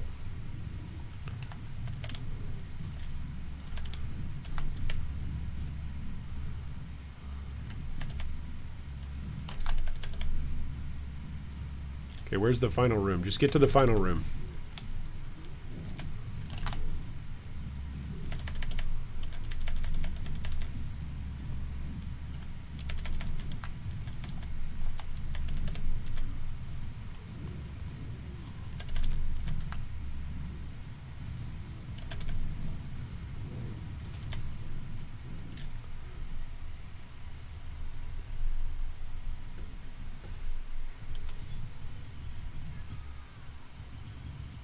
Not very good.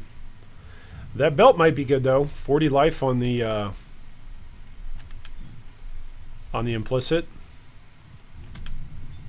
So that belt might be good. That helmet is not an armor base, but it's got a lot of life on it. Let's check out this belt. 225 flat armor. It's nothing to sneeze at.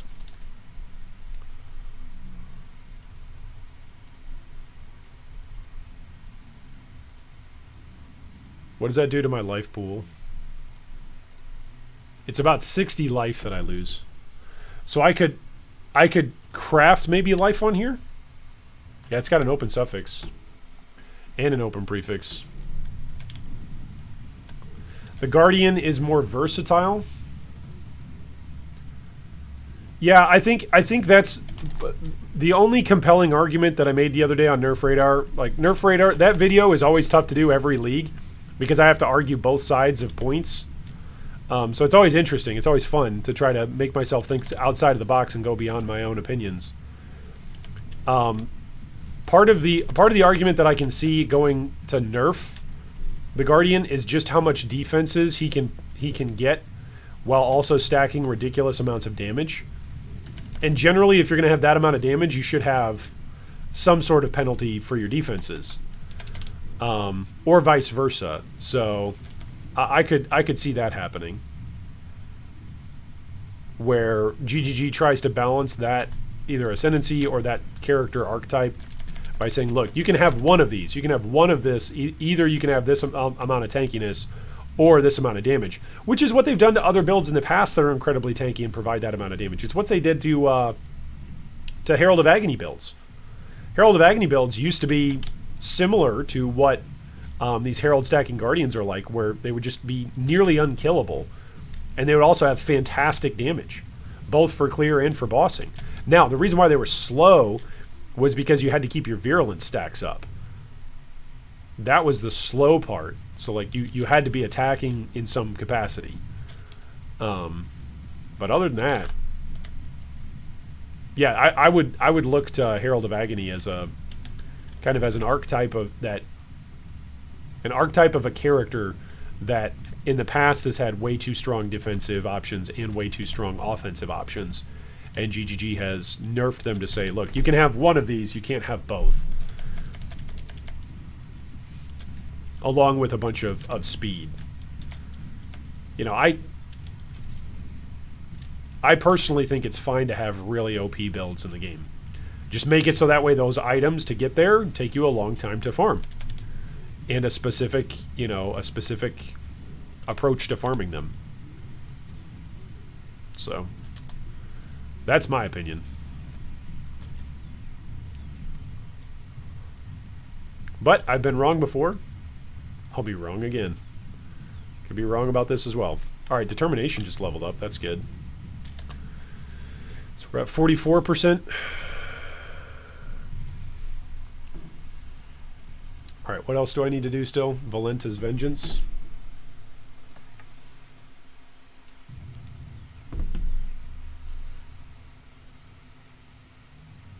Trust your skill and dodge, says J-Lu.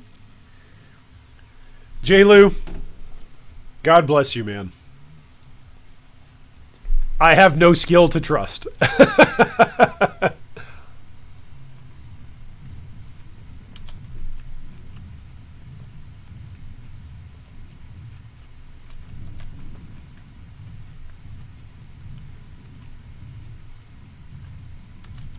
I have no skills that I can trust on in this game or in almost any other game. My skills are the opposite of trustworthy in interpreting and quickly reacting. I can interpret data if given enough time. When put in a crunch, the sort of crunch that Azaro puts you in, usually I have a bit worse reactions. Ooh. That was a spooky moment. Taking damage in hardcore makes me feel alive. You know what I'm saying? It gets my heart pumping. Jacob says, Hawa jugs are still OP with new cluster jewels. I got one on Delirium Trade League. Easy, farm all content without dying.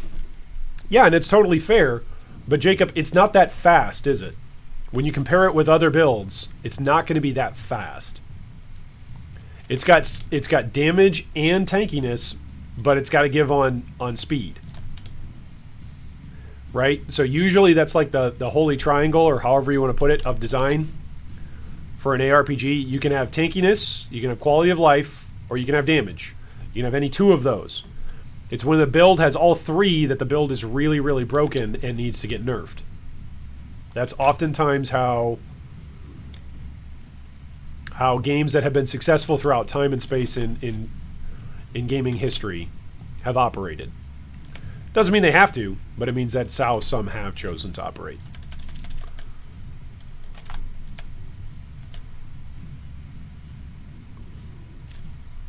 Now, the fact that I won't have corpses at the start of this fight is kind of nerve-wracking. Because her dialogue takes a second.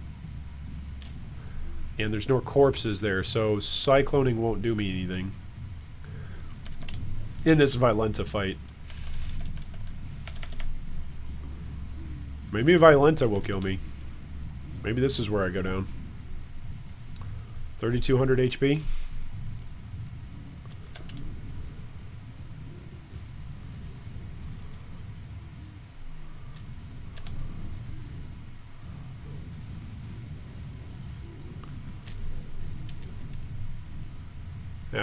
I didn't proc fortify.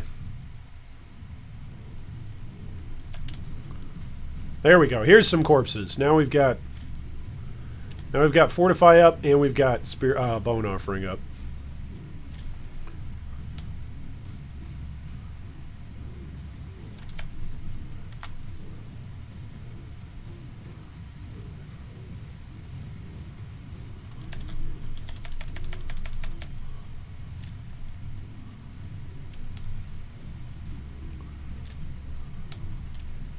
Where's fortify? There's fortify back up.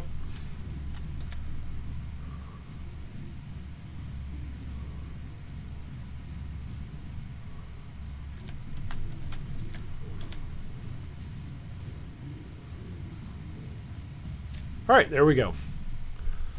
Whew, paranoid for nothing. Okay. Chris says, yeah, all three equals Herald builds. Yeah.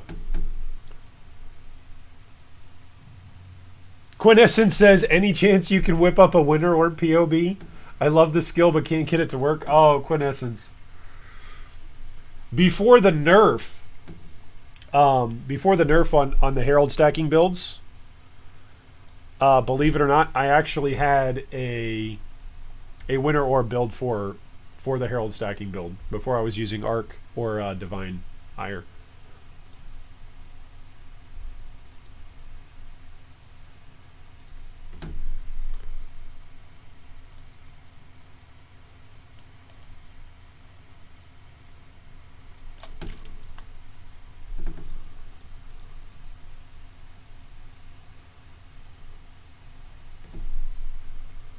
Believe it or not.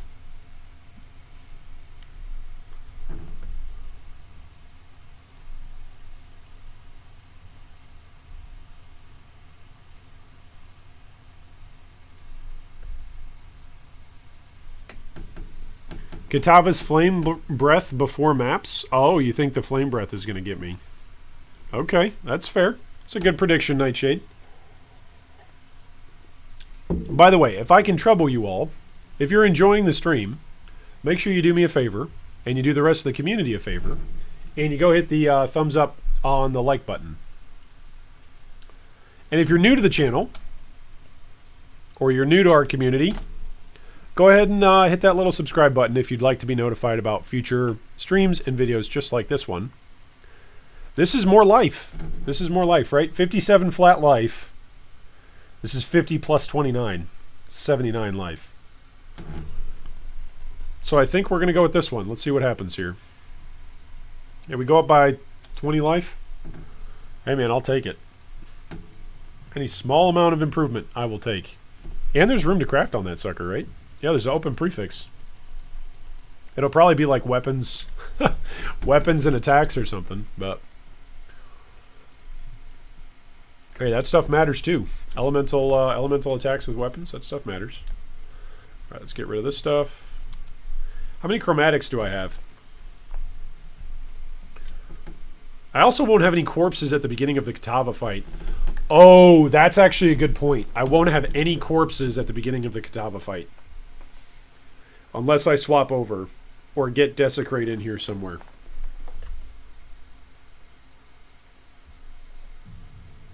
That's a good point.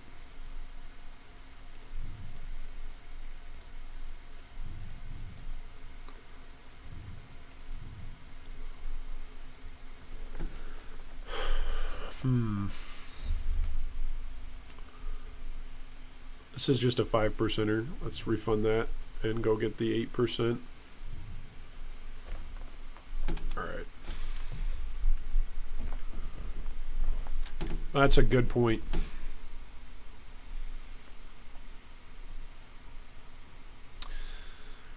Chris says, how much is your DPS on your Arc Herald? Yeah, for me, it's not very good. My damage isn't very good. J-Lu's actually got a pretty sick loadout. I'm still using 7 passive voices on my build because I'm cheap. Kalandra's Gift. You will slay a foe who will drop 4 identical rare items. All right. Twice enchanted. Hey, nice. The Cursed Choir. You will discover an area with large packs of sea witches.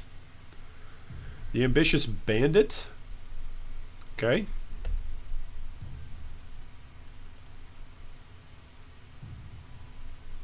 Okay, cool. Got some stuff there. Are there any other passives that I'm missing out on? I'm probably missing out on some other passives in general. I need to go do the Act 9 tunnel. Maybe I'll die on this Act 9 tunnel trial. Maybe that's where I'll lose. Whew.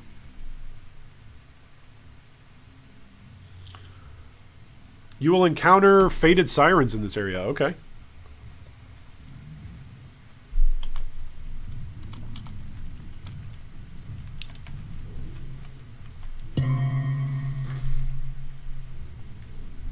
That's armor and ES.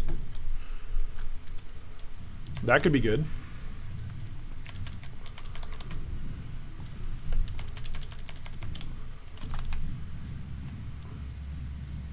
Do I risk this strongbox? No, I don't.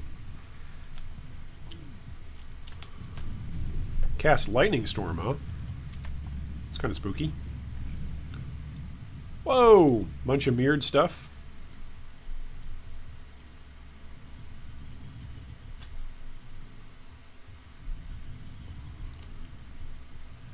It's less armor than what this one... Oh, no, it's a little bit more armor. But it's less life. Yeah, it's less life than what I've got on there right now.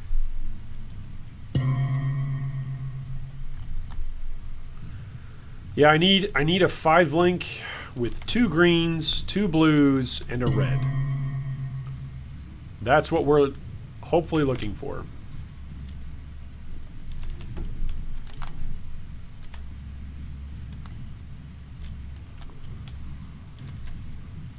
Kill the sea witches. I'm probably going in the wrong direction for the lab trial. I almost always pick the wrong direction for this stuff. Almost, yep, I picked the wrong direction. All you had to do, Iron, was pick one direction, and you picked the wrong direction. Yuck.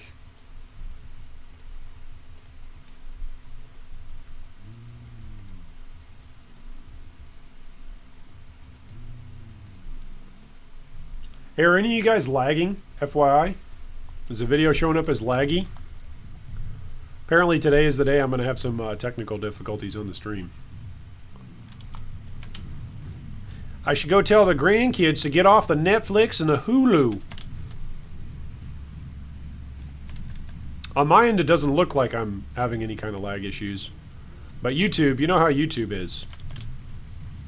YouTube always wants to let you know 10 minutes before you have any lag issues. Do a very good job. Very good job of that. Well, those of you who are new to chat here for the last hour or so, our earlier discussion question today was discussing what is keeping you playing Path of Exile. Why is it that halfway through the league you are still playing? Some of the more popular answers have been involving things like, hey, there's a ton of currency to be made in Delirium. Hey, we're still relatively new to Path of Exile, first, second, third league, and so still enjoying the league. Still enjoying the game in general. Others have said that they found a particular character that they've always wanted to play, and so they're really enjoying that particular character this league.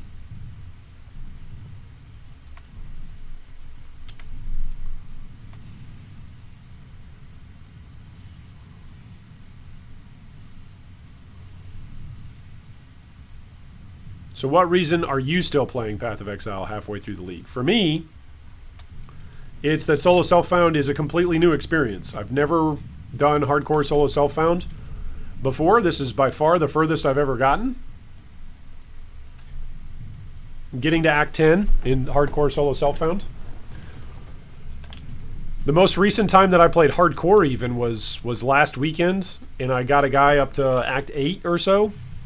He didn't die. I just stopped playing because I didn't want to burn out. And I'm rather enjoying the hardcore solo self side of things. Like, I would never use silver coins. You would never see me on a softcore stream using silver coins. I would always be trading those in bulk. So it's pretty fun to see the game experienced in a different way. Ooh, Ornament of the East, the Gut Ripper. Socketed gems are supported by level 10 faster attacks. Hits can't be evaded. That's actually pretty interesting. 44 life. Gain for each enemy hit. I should use this. That's a lot of life. Isn't it?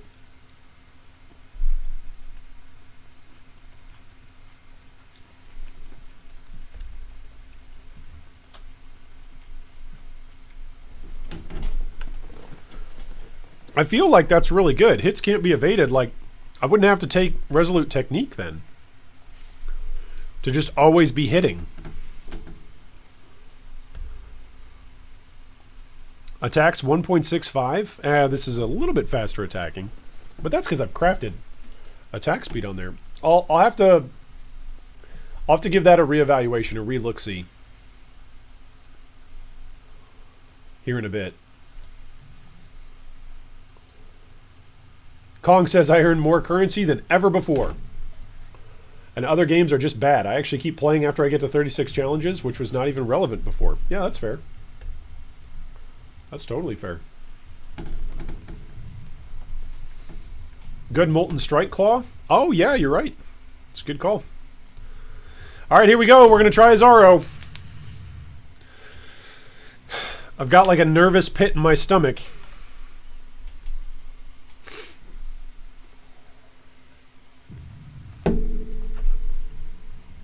Is this going to be the moment? Is this the moment? You know, they say that which doesn't kill you makes you stronger. I wonder if the person who originally came up with that quote ever played hardcore. Cast while channeling support level 17? I think that's what level I'm already at, right? Oh no, I guess not. Wow. Trigger a supported spell every 0.39 seconds, every 3/7. I guess I'll use that. Sure. Blood magic support level 9. Don't I already have level 16? Yeah. Yeah. I did gain the level though, so let's go spend that. 5% life. We're up to 3,300 life. Whew. Whoa, what is up with my frames? Yo, Chris Wilson. What is up with my frames, homeboy?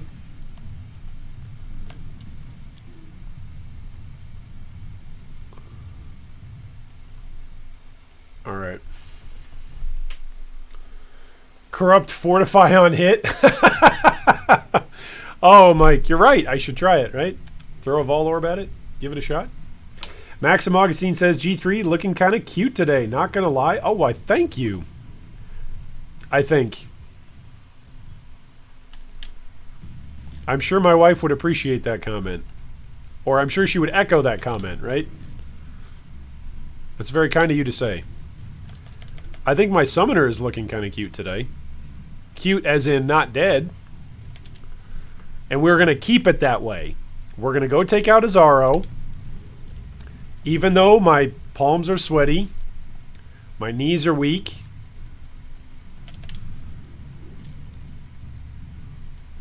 No, I don't have any of Mom's spaghetti. But I might as well. With how nervous I am right now.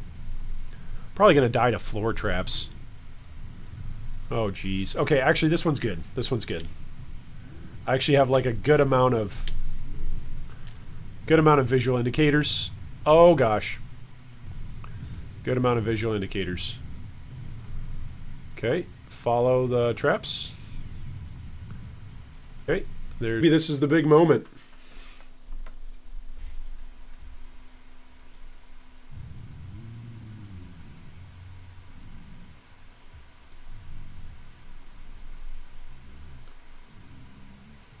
I wonder if I have a memory leak. Do I have a memory leak going on somewhere?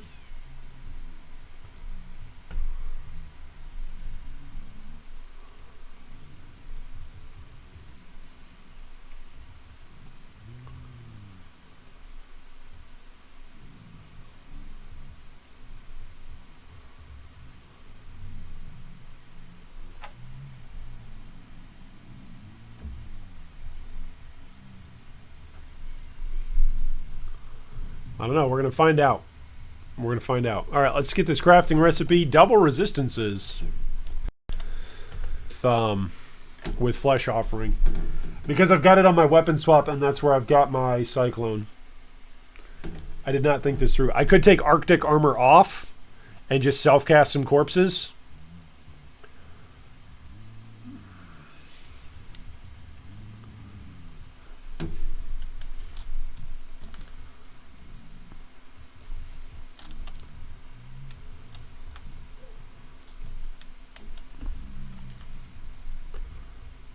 Alright, I don't have Arctic Armor right now.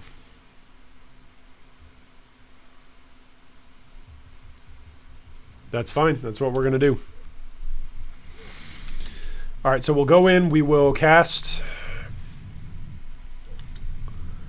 some corpses. Lots of corpses down. Lots of corpses. Drop the decoy totem. Start spinning. Shield charge.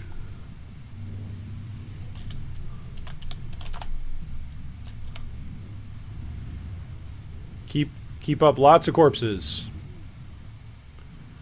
All right, so we did it. We maintained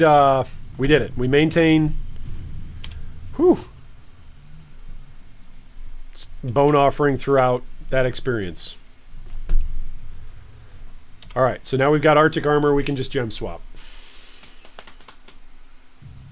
J. Lou says, "Don't do it if you're not uncomfortable. If you're not comfortable, yeah." Now this is the moment of realization, man. There's no more farming that needs to happen for this character to go forward. This is just, you know, hey, it's do or die time. All right, that one's gonna explode. Get away from that.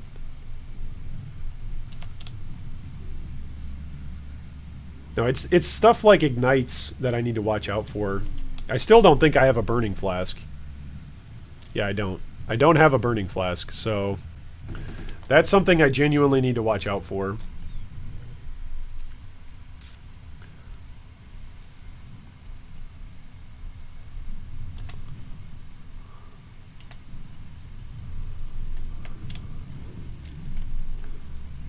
Okay, is there another trap set here? I feel like there's another trap set. No? Nope, okay.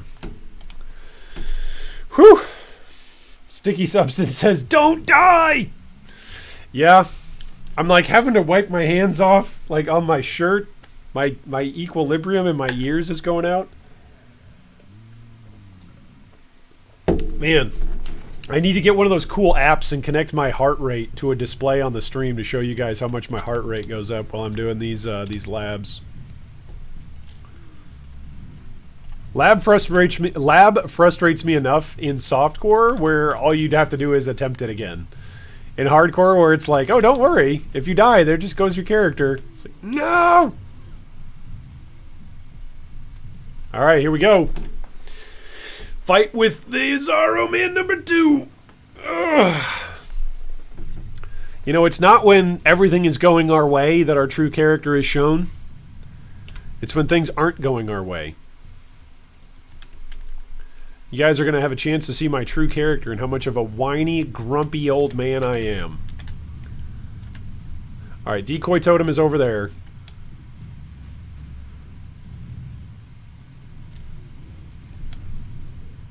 I don't have Fortify up. His swing did not kill me. Okay. Maybe I blocked one of his attacks. Did you see that? That got me down to about 2,800. Don't want to sound overconfident, but that one wasn't too bad. Watch me go die to traps now. Oh, gosh. Whew. I've never smoked a cigarette in my life. I'm going to need a cigarette after this.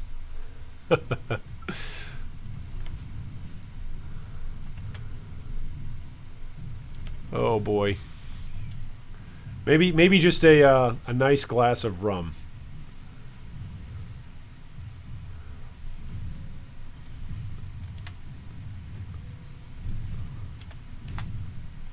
Whew. Pop that granite flask. As soon as I was going across there, I was like, nope, granite flask time.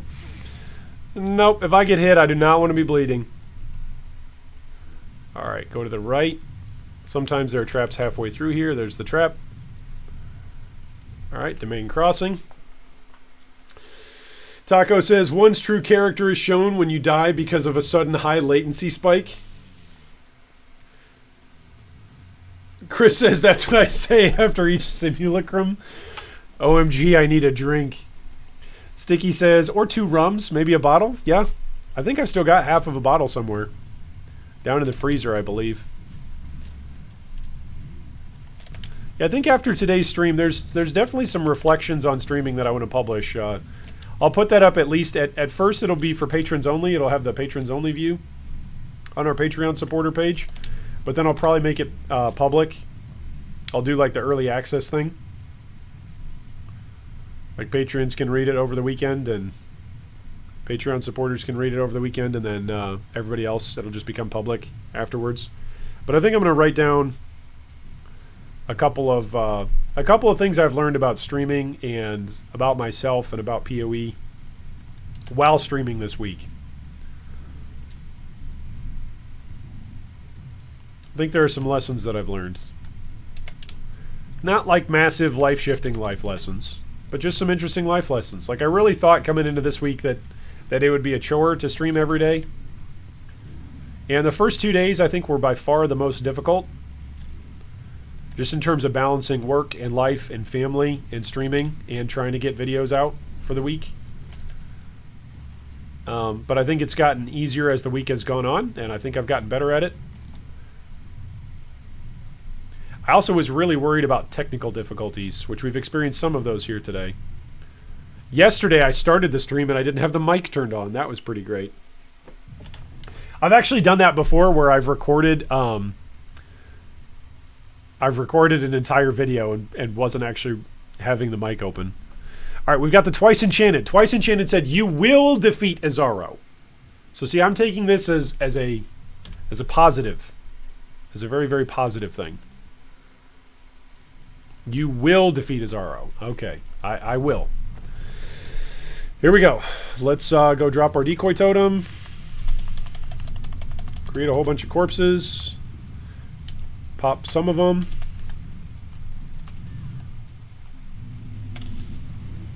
Decoy totem.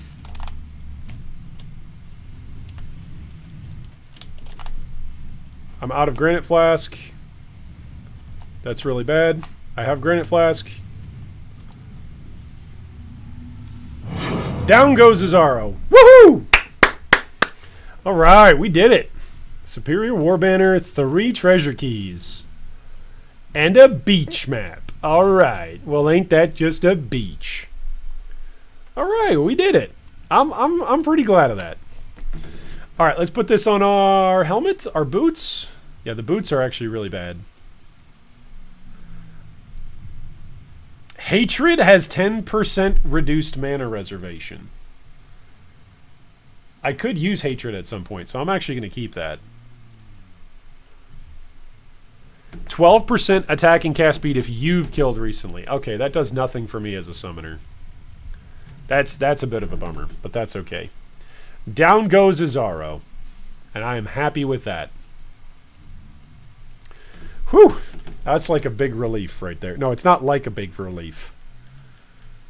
That is a big relief. Oh my goodness!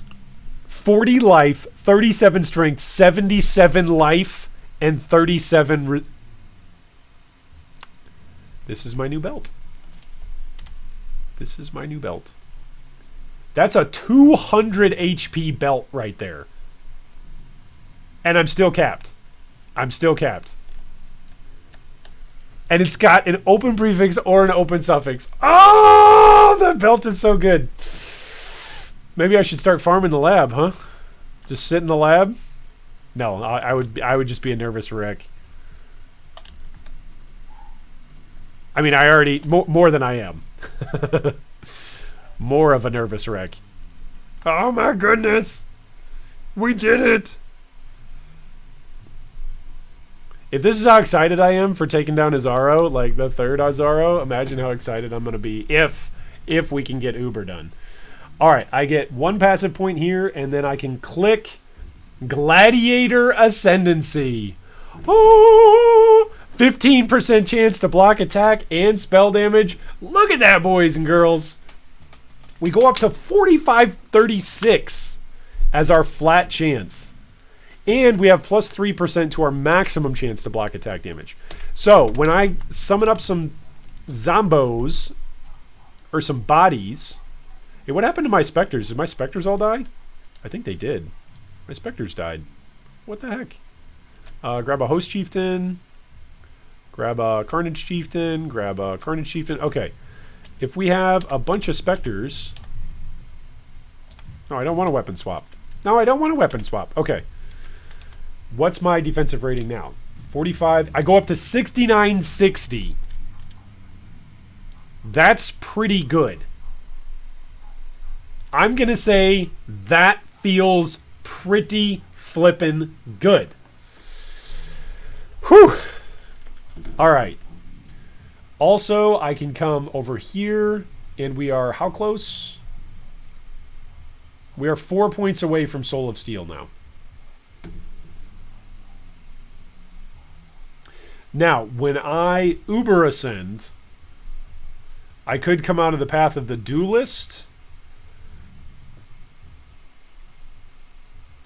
or I could come out of the Witch.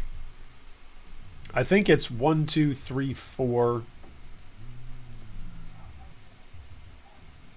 I probably wouldn't take any of these, to be honest, I wouldn't take any of these nodes like normally for Aligned Spirits.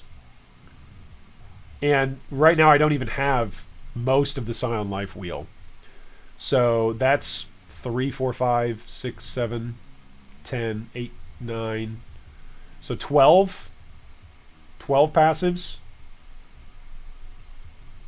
If I realign myself from the Scion starting point, that's pretty good. 1, 2, 3, 4, 5. So that would still give me 7 additional passive points that I could use and mess around with. So I could go 1, 2, 3, which leaves me with 4 more passive points. Yeah, I think that's good. That would be 20% more life. And then come down around here rather than coming up. Yeah.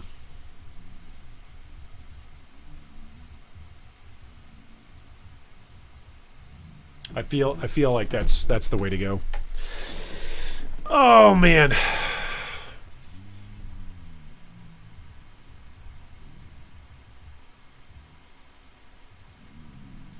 I'm very excited for this build.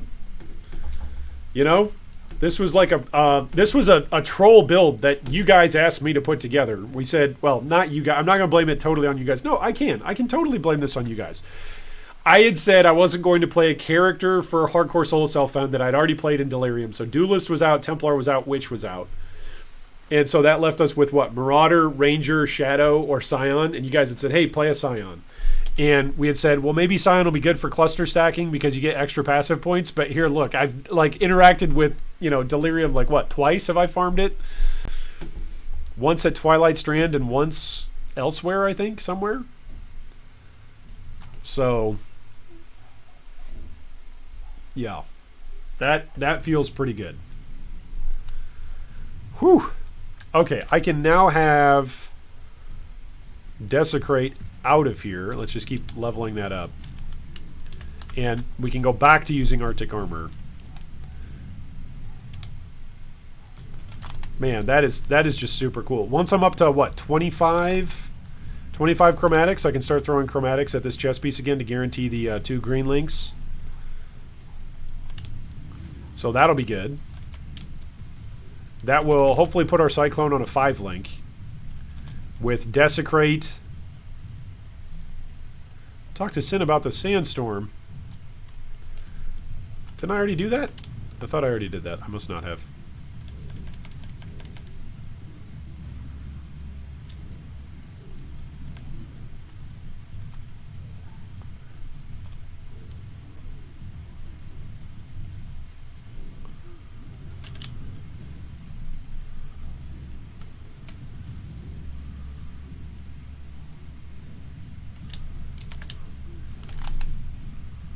Man, it is so nice to have this amount of block.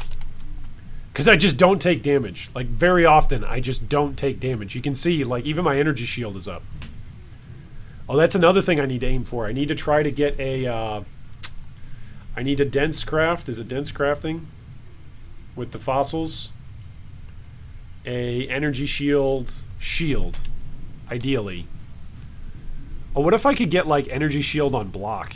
What if I could get something crazy like that? That would be awesome.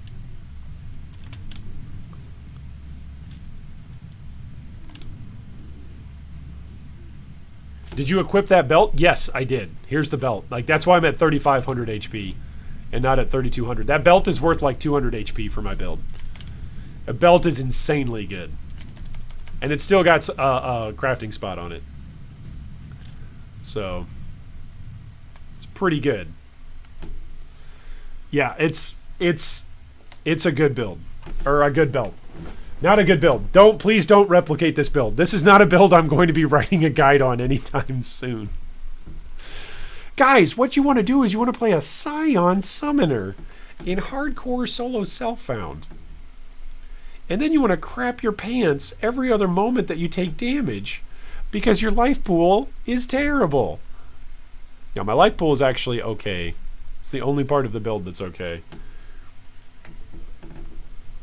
That's a good question, JLu. I actually don't know. Is ES on block? Is that an Elder mod, or did they move it to another influence now? I actually don't know. I'm going to have to look it up before I start trying to craft for it. There's another chromatic. That's good. Another 2 chromatics, actually. It's even good. Good. All right, let's go kill Shakari. Oh, it's a Shaper mod? Okay. Oh boy, I could not even imagine like trying to fight Shaper. Actually, you know what? I could imagine trying to fight Shaper with this build. I feel like Shaper is a lot less scary for me now than he was 2 years ago. I feel like 2 years ago in Bestiary, it was like, oh my gosh, there's no way I can do this. Now I feel like mechanically, I feel more comfortable fighting the Shaper than I do fighting Azaro. That's not a flex. That's just, I feel like I know his mechanics better. I feel like his mechanics are easier to read.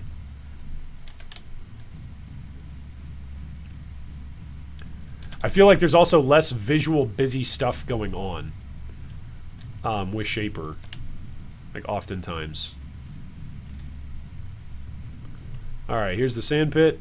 I don't have any corpses, so I will use a decoy totem.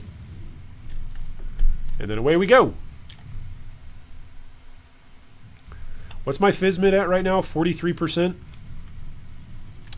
So ideally, I would want in my chest piece like an astral plate. That would be ideal, right? Give me like 1,000 armor.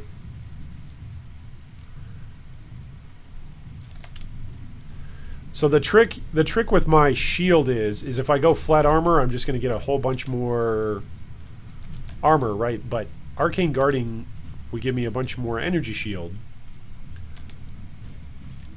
from my shield in and of itself. So I don't have to put a bunch of points into scaling ES in order to get flat ES from that. I don't know.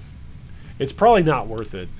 The amount of armor that I'm potentially losing out is probably not worth it to gain, you know, what is essentially temporary HP on energy shield when I'm not scaling energy shield at all.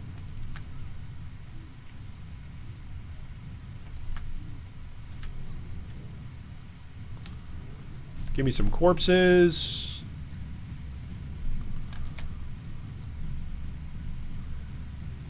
See, one of the reasons why I like block builds in hardcore is you just don't take damage. Just don't take the damage. If you never take the damage, you don't have to worry about dying. Taco says, I run lab a lot in early leagues. Azaro comes down to run counterclockwise until victory. That's fair. That's fair. I probably should just sit down for a whole league and be like, all right, I'm just going to farm the lab. That's all I'm going to do this league. It would probably be gut-wrenching for me to start out that way, but then it would probably be really good afterwards.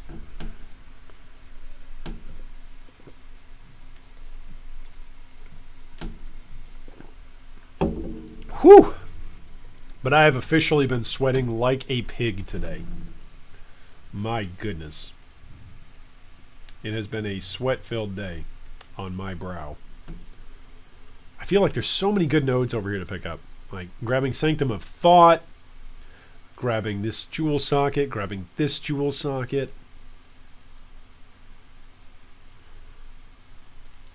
Even Steadfast. Like increased armor effect while you have Fortify and then increased effect of Fortify. Ah, it's so good. So many good defensive nodes. And then just let my minions do all the work for me. Minions do the damage and I'm just standing back over here. Like, go get them, boys. You guys got this. Alright, are there any other passives that I'm missing? Nope. Nope. Nope. Nope. Nope. Nope. Nope. Alright. Ladies and gentlemen, this is the moment. This is the moment that we've all been waiting for all week long. This is what we've been working for.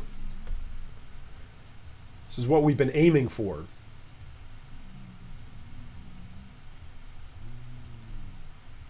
We have been steadily progressing our way through the acts.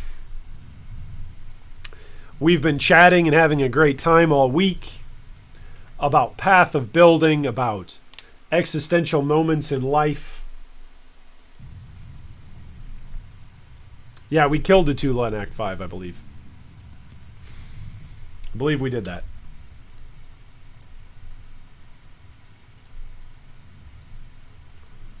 Yeah, you've killed Atula.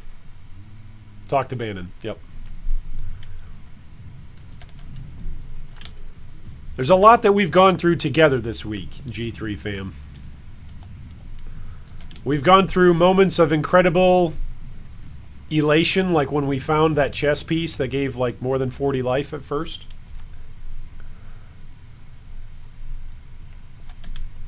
We've gone through moments of tense anticipation. Like every time I try the labyrinth and I get just a little bit nervous. We've been through moments of sadness together, you know?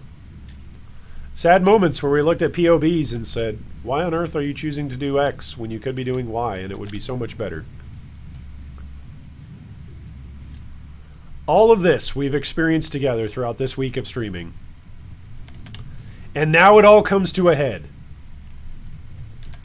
It all comes to a head as we try to take down Kitava on this crappy Scion Summoner build that is a mix of Gladiator and Necromancer to try to abuse as much as we can out of block chance. Now once again, once we're in there with Kitava, there's going to be a little bit of awkwardness because we don't have corpses.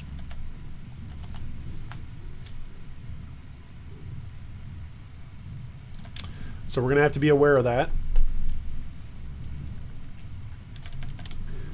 I should probably try and... Am I at 25 chromatics? I should probably try to get my 5-link Cyclone going. Oh! That must have been a corpse explosion, right? Something hit me there. Something actually hit me pretty hard there. Not sure what that was. Maybe it was the Kitava's Herald actually landing his explosion on me. Kitava's Heralds actually hit pretty hard when they actually land.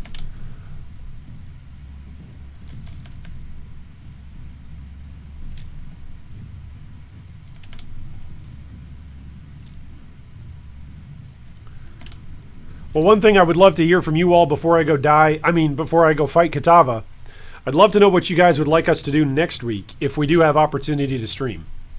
Would you guys like to see more hardcore solo self-found? Would you like to see some Trade League as we do high-end maps in Trade League and push for like high level 90s?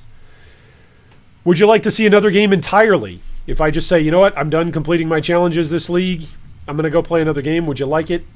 If yours truly, the geriatric bearded G3 Iron, shows off some other games, and we all hang out together and have a good time.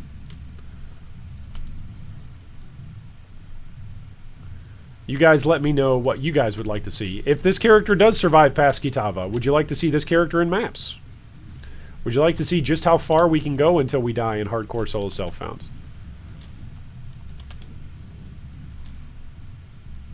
Is that something that would intrigue you? A relatively new player when it comes to hardcore solo self-found, right? I'm a veteran player of Path of Exile, but this is all new to me. This solo self-found stuff. You guys will have to let me know what you guys want. And of course, if you're watching the VOD, feel free to drop a comment and let me know what you guys would like to see, because I will go back and see the comments over the course of the weekend. Ultimately, the decision I reserve the right to make any decision of what I want to stream or discuss. Because honestly, if you're not passionate about something, you shouldn't do it. Especially for entertainment purposes. Okay, let's go see how many chromatics we have.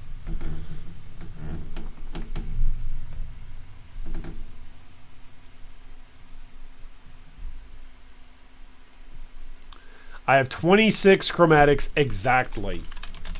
You know what's going to happen? I'm going to guarantee that this rolls 2 greens, and then it's going to roll like 3 reds. I need 2 greens. Oh, I didn't even think of that. If I roll this to guarantee 2 greens, and it rolls me some combination that's not usable, I just lost my 5 link for fighting Kitava. Okay, I need to grab a drink and use the restroom because I just almost made a mistake that cost us like this entire character. Because that would have been this 5-link setup. I'm going to get a drink, I'm going to use the restroom, and then we're going to go kill Kitava. Whew.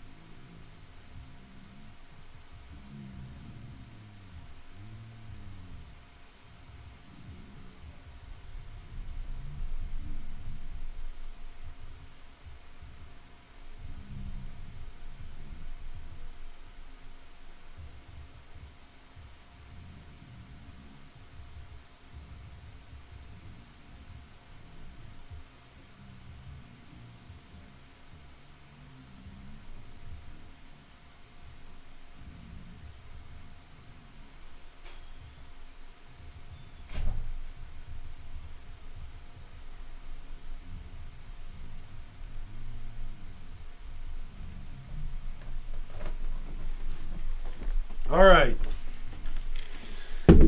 Oh boy. Let's see what you guys said. Cow said you can't type passive until after you kill Kitava, by the way. You actually, the command doesn't work. It's passives. Wait, it does work? That's got to be something new. No. It does work, but it doesn't pull up all of the potential ones. That's right. This tells you 22 passive skill points from quests. So you get 2 from Kitava. So there you go. So you can type it in, but it doesn't tell you all the ones that are missing if there are ones that are missing. I think that's the way how that works. I think. I could be wrong. Maybe that's something that they changed recently. Maybe it's not. As I said earlier in the stream, I've been wrong before. I'll be wrong again. Taco Mage says, it's too scary. You should just live in Act 10 forever. J. Lou says, hardcore SSF. Sticky says, you could try Fallout 76. Yeah, no. Mike says, let's play Baldur's Gate. J. Lou says, it's more fun than a trade league from a viewer perspective. Yeah, that's fair. Marcelo says, shouldn't you try to fit Tempest block to boost your block chance? Yeah, but where do I fit it, Marcelo? That's the thing. Where do I fit it? This is supposed to go like this. There we go. Wow. That's going to boost my damage a bit. Where do I fit it into my setup? I guess I could get rid of increased duration support and try to roll a blue gem there. Scott says, I'd like to see how you'd continue this character. Taco Mage says, I want to see if you can do Aziri with this character. Yeah, probably not. I suck at the Aziri fight. Cowshead says, do you want the poor man to have a heart attack when an NPC steals his gear? Toto says, other game. Maybe Hollow Knight or Celeste for some variety.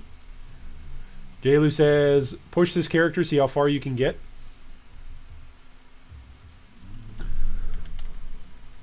I know, I'm liking this whole... SSF thing. Like, I am liking it. It is truly a different perspective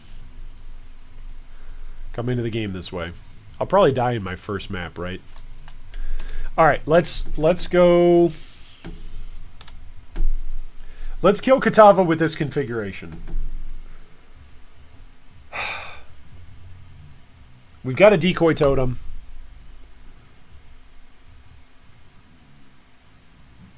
I'm scared about not having max block chance and not using the offering.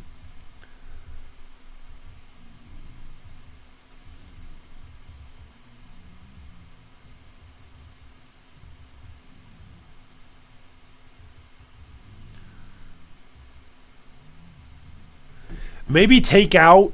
Oh, I could try that. Take out shield charge and fortify and put in like a spell totem and link it with desecrate.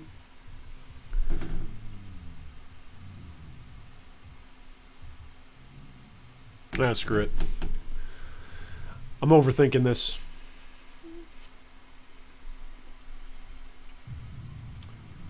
Hey, what's up, Anthony? Welcome, welcome. Marcelo says you can go Varici strat on the shield and move that red gem to the gloves. Yeah, that could be one thing.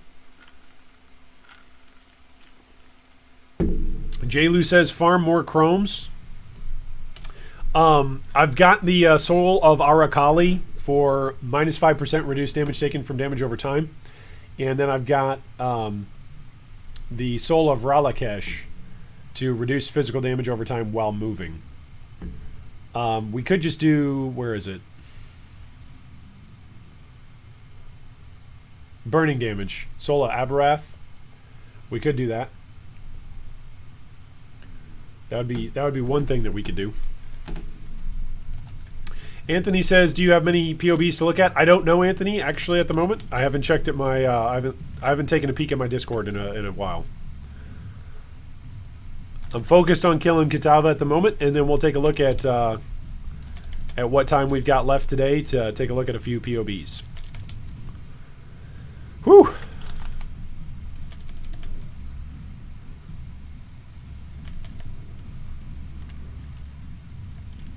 I think the damage is there. So maybe it wouldn't be that big of a deal to try and swap the chess piece over to that 5-link.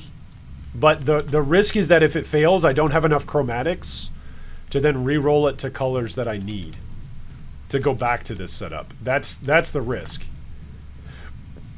Also, my Molten Shell is still not on cast when damage taken. It's still too high a level for that. Which is a bit of a bummer. That I over-leveled my Molten Shell too much. But at least it means that I can have it as a proactive thing. So I can have Molten Shell up as a proactive thing for when I'm fighting Kitava. And then I can always port to town. I can always port to town when he is doing his Flame Breath. So typically one side or the other of Kitava is actually safe during that fight. You just got to know which side to be on. But one of those two sides is typically safe to be on from his Flame Breath. The trick then is that the side that you're on from the Flame Breath, he then will oftentimes summon a big slam down on. So like you got to be ready to move off of that position as soon as he swaps animation from Flame Breath to slam mode. Come on and slam.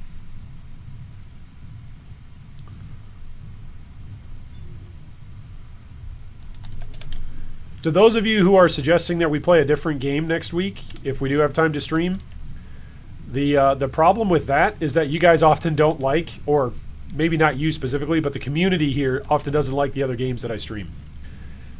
Or that I would want to stream. Whether that be something like Wolcen or Mountain Blade Bannerlord 2. Mountain Blade Bannerlord 2 is the other game that I've been playing a whole bunch of since it came out.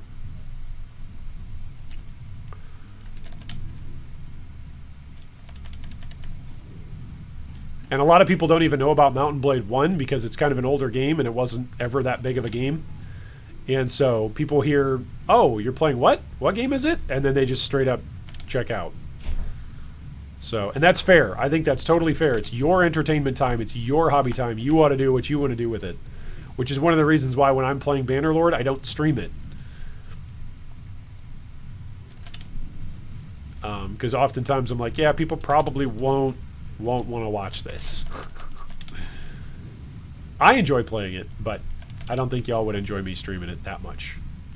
So that's some of the challenge. That's some of the challenge. I'm open to your suggestions on what games you'd like to see played, but that's some of the challenge. The reality is we're a community that's together, that's brought together by our mutual shared interest in Path of Exile.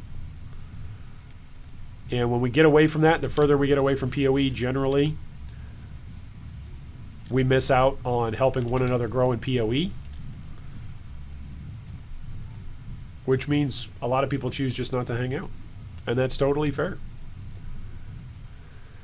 Alright, so I could run this zone one more time to get another passive point, which would give me 10% increased armor. We're going to go without it. Here we go.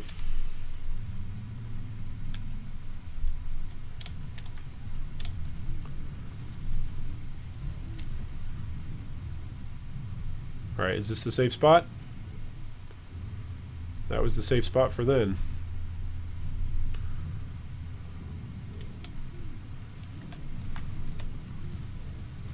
Alright, oftentimes those guys are the most dangerous part of that fight.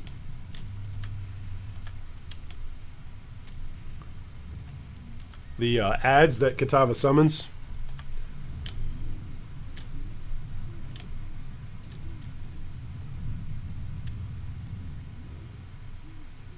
Safe spot. Watch for the slam.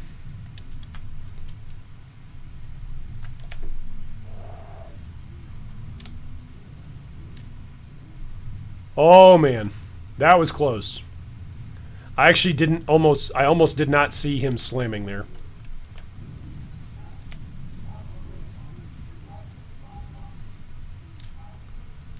All right, he's going to grab Innocence now, right? He grabs Innocence.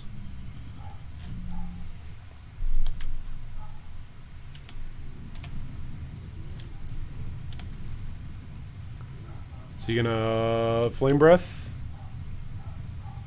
Okay, we're safe over here. Watch this slam. Where's his slam?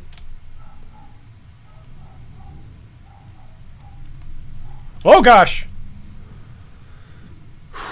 Okay, we're okay. Oh, all right.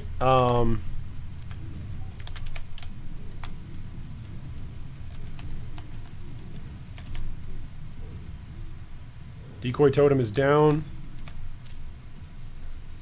And Kitava is down. We did it, ladies and gentlemen. Act 10 Kitava. Hardcore solo self-found. Dumbest Draconis at level 70. with this crappy wacky tree. Oh man. What a day. What an absolute day to be alive. Alright, let's go get our final 2 passive points. Oh, that feels good. Oh yeah. Taking down Kitava. Always feels good to take down Kitava, doesn't it? I think it does.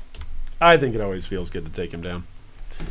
Alright, so this means that our next level that we're about to get is going to give us Soul of Steel, which that'll be awesome. Our lightning or our cold resistance is not capped at the moment, so let's go fix that. But our fire and lightning resistance are still capped. So that is just fantastic news. All right, so what can we roll? We can roll... What was it that I was looking at? This is cold resistance on here. That's fire and lightning. Do I need fire and lightning? Do I need the 10? I need fire, but I need fire and cold. So let's swap these gloves over. Let's make this fire and cold resistance. There we go. Fire and cold. 15% too. That's pretty good. Yeah, that's not bad in and of itself.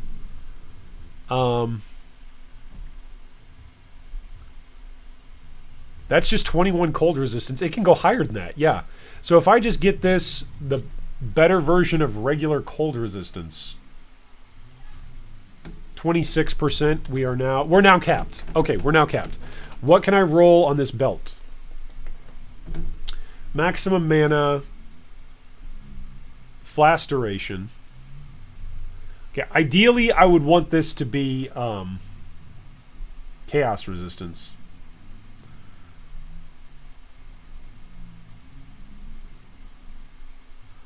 Yeah. I would want this to be chaos resistance. Okay. Anthony says, do I just PM you my POB in Discord? You need to send it to me as a PM on Discord, and then also include what you'd like us to do with it. Please also include what you'd like us to do with it.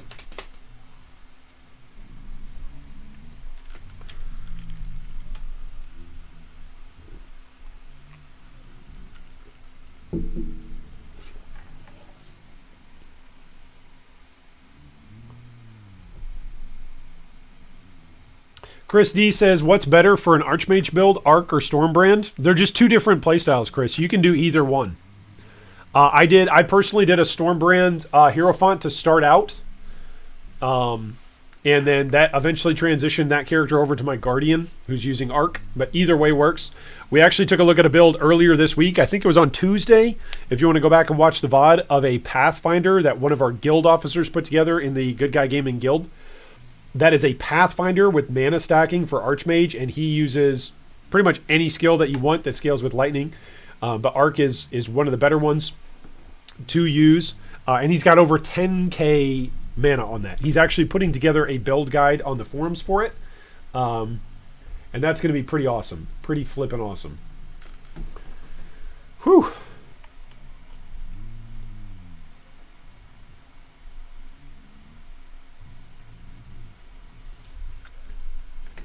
Alright, so now I can type in this, and that would tell me if I was missing any of them, which I'm not, because 24 is the total amount. Alright, I like this. Man, that should have been an achievement or something. Right? Achievements? That should have been like a... something hardcore. Hardcore solo self-found. What is this? Equip each Mariketh type? What are these random achievements, man? Warlord? Kill Lokon. What? These achievements are just so cheesy. Kill Atziri in the Alluring Abyss. I've never done that on this account. Wow. I guess I've always killed Atziri on my other account. That's funny. Challenges, I'm up to 22 out of 24. Complete vendor recipes. Oh boy. This is probably stuff that I need to do in SSF. Turn in divination cards. Use betrayal benches. Yeah. I've done absolutely nothing on softcore this league. Whew.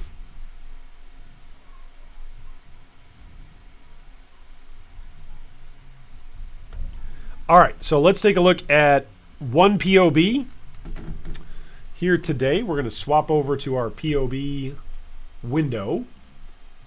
And we're going to add this POB. This is submitted by E230. E230, if you're in chat, go ahead and say so that way we know that you're there.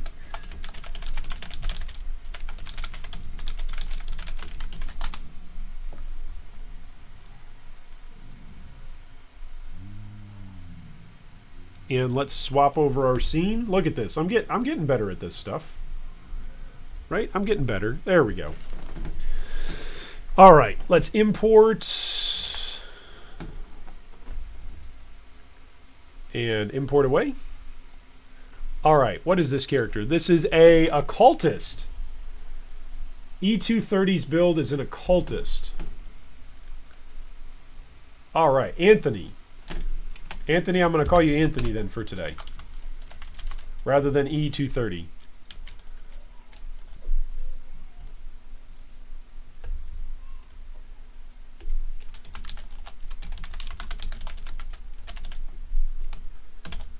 If you would like to join along with us as we take a look at Anthony's build, you can do so. The path of building paste bin is down below in the video description. Woo! Oh, man. Sorry, guys. I'm just really excited that we killed Kitava. Okay. All right. I'm good. I'm good. Okay. What do we got going on here, Anthony?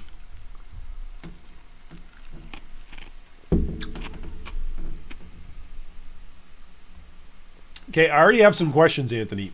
What's going on with your lightning resistance, man? Why is your lightning resistance at 8%? What's up with that?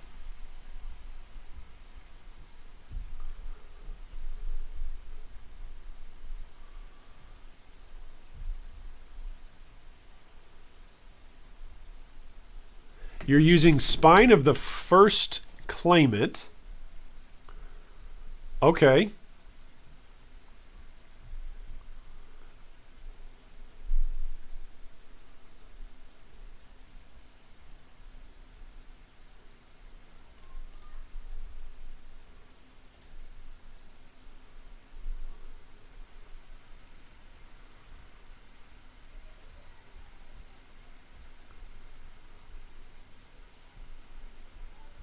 All right, Anthony, I have to say this right away. I have never helped anybody with a siphoning trap build. I got to say that. You're our first. You're a guinea pig. So be aware of that. I'm sorry, you're the first, man.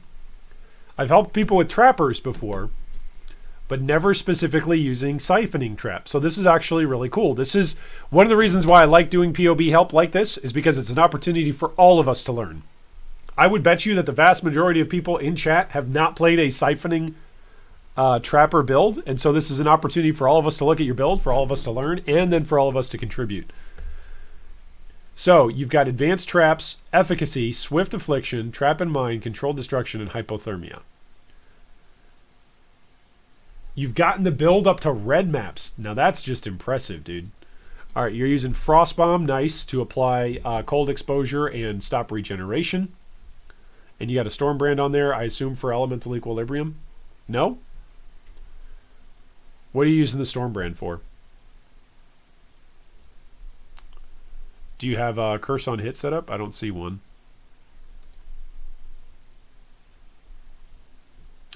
You got Summon Skitterbots, Malevolence, Bone Chill, and Lighten.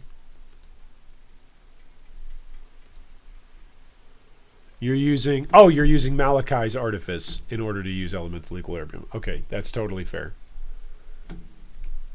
All right, so you have plus 91 to lightning resistance when socketed with a blue gem. Okay. And so that's what you're using, right? That's in your ring, is your Frost Bomb or Storm Brand.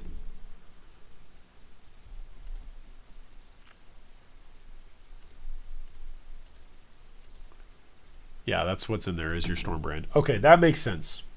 I'm with you now. I'm with you. Malachi's Artifice.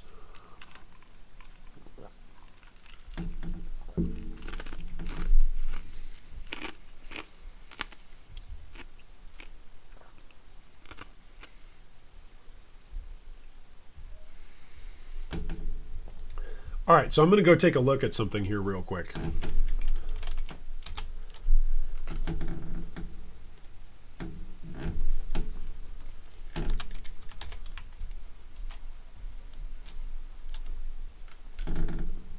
Wow, that's amazing. When you go to the Delirium POE Ninja, Siphoning Trap doesn't even come up as an option. Like no one in the top 90 level 97 and above characters are even playing it. All right, in Metamorph, there were a couple of people who played it. Believe it or not, there were people who used Siphoning Trap. Now, there was still nobody that was using it as their main link.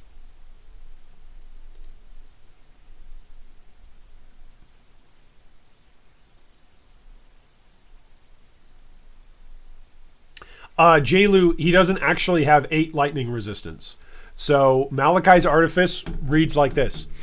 When it is socketed with a blue gem, you get 91 to lightning resistance. And so he's got Stormbrand socketed into his Malachi's Artifice. So even though POB says he has 8 lightning resistance, he's actually overcapped by a significant amount because he's got a blue gem socketed into the Malachi's Artifice. The reason why you use Malachi's Artifice is because it gives you elemental equilibrium without having to actually go down and passive for it. So this is what, 1, 2, 3? So it's 3 passive points that he actually saves by using the Malachi's Artifice. It's actually a pretty good use of this particular unique. Because his resistances can handle it across the board, even though there's minus 20 to all resistances, he's still capped. And because he's using a blue gem, that's how he deals with his lightning resistance. And because he's doing Siphoning Trap, he wants to do EE. Now, here's my question. Your Siphoning Trap,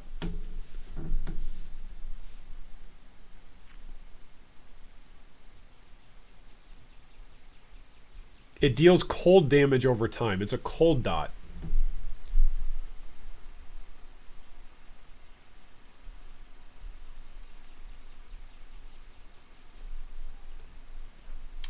So let's go and see.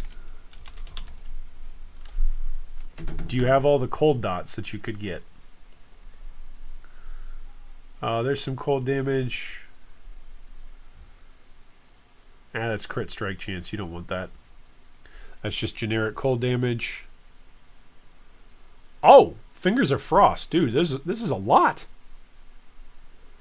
There's a lot of damage up in here. Come up and you'd grab chance to freeze, effective chill, and cold damage. This is really, really good. So Fingers of Frost is something to consider, Anthony. For all of the passives that you're spending over here, this 1, 2, 3, 4 passives is definitely a big deal. For damage wise. That's the first thing that I would say.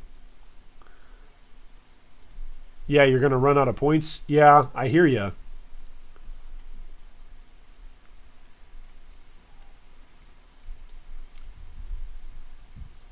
What are we using over here? This is what? Megalomaniac, that's giving you chip away, increased brand frequency, chance to dodge spell attacks with elegant form, and then increased life. I'm not sure I like that jewel right there, my man.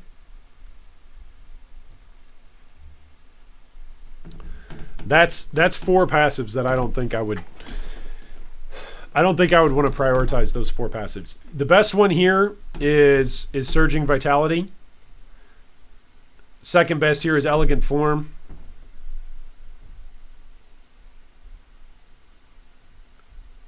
You only need your brand to activate once, basically, per pack. And then for bossing, you only need it to be every 4 seconds or so, right? I don't think I would use this particular passive.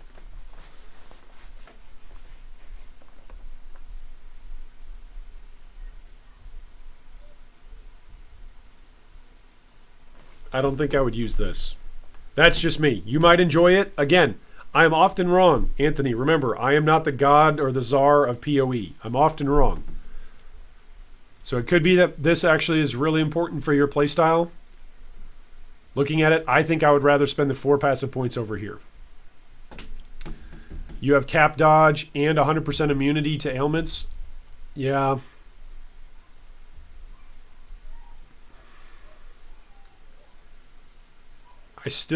I'm still not sure if I would want that.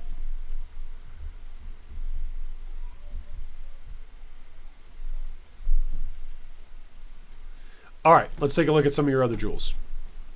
You've got Deep Chill, which is good, and Vengeful Commander.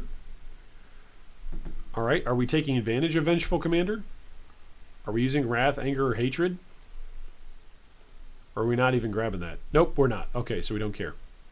So we're taking Deep Chill. We're taking Rock Resistant. Nice. Elegant Form. Okay, nice.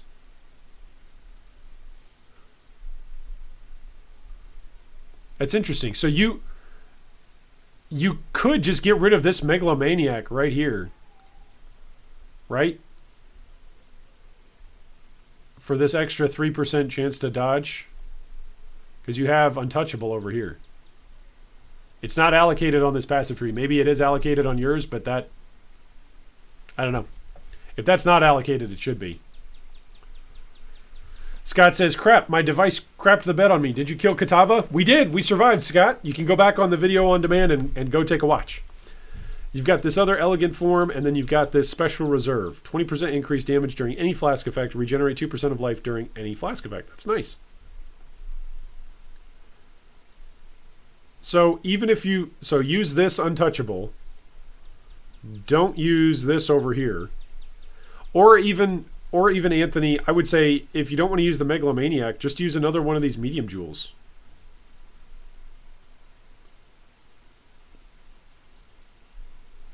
Like, you've got Untouchable right here.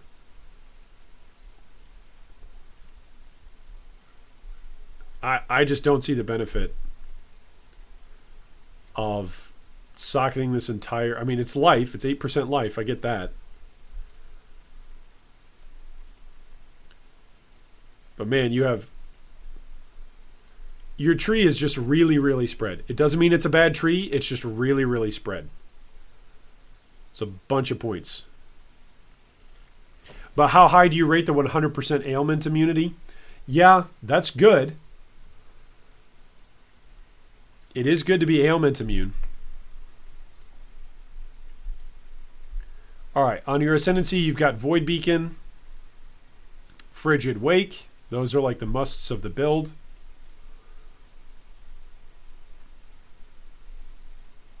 Profane Bloom. And Malediction. Okay, so what curses are you applying?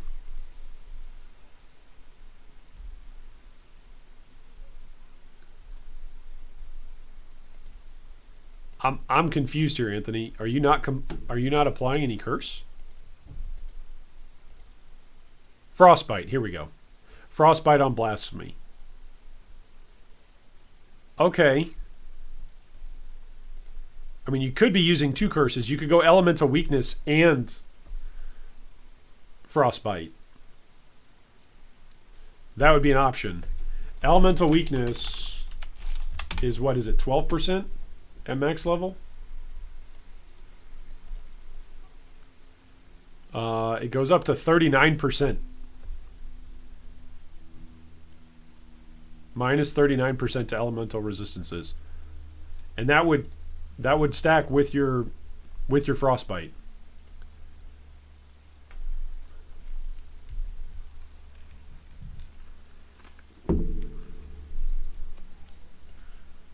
I think that's what I would do.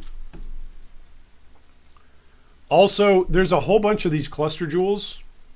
Just since you are playing as an occultist and you are using some curses, there's a whole bunch of these cluster jewels that can grant you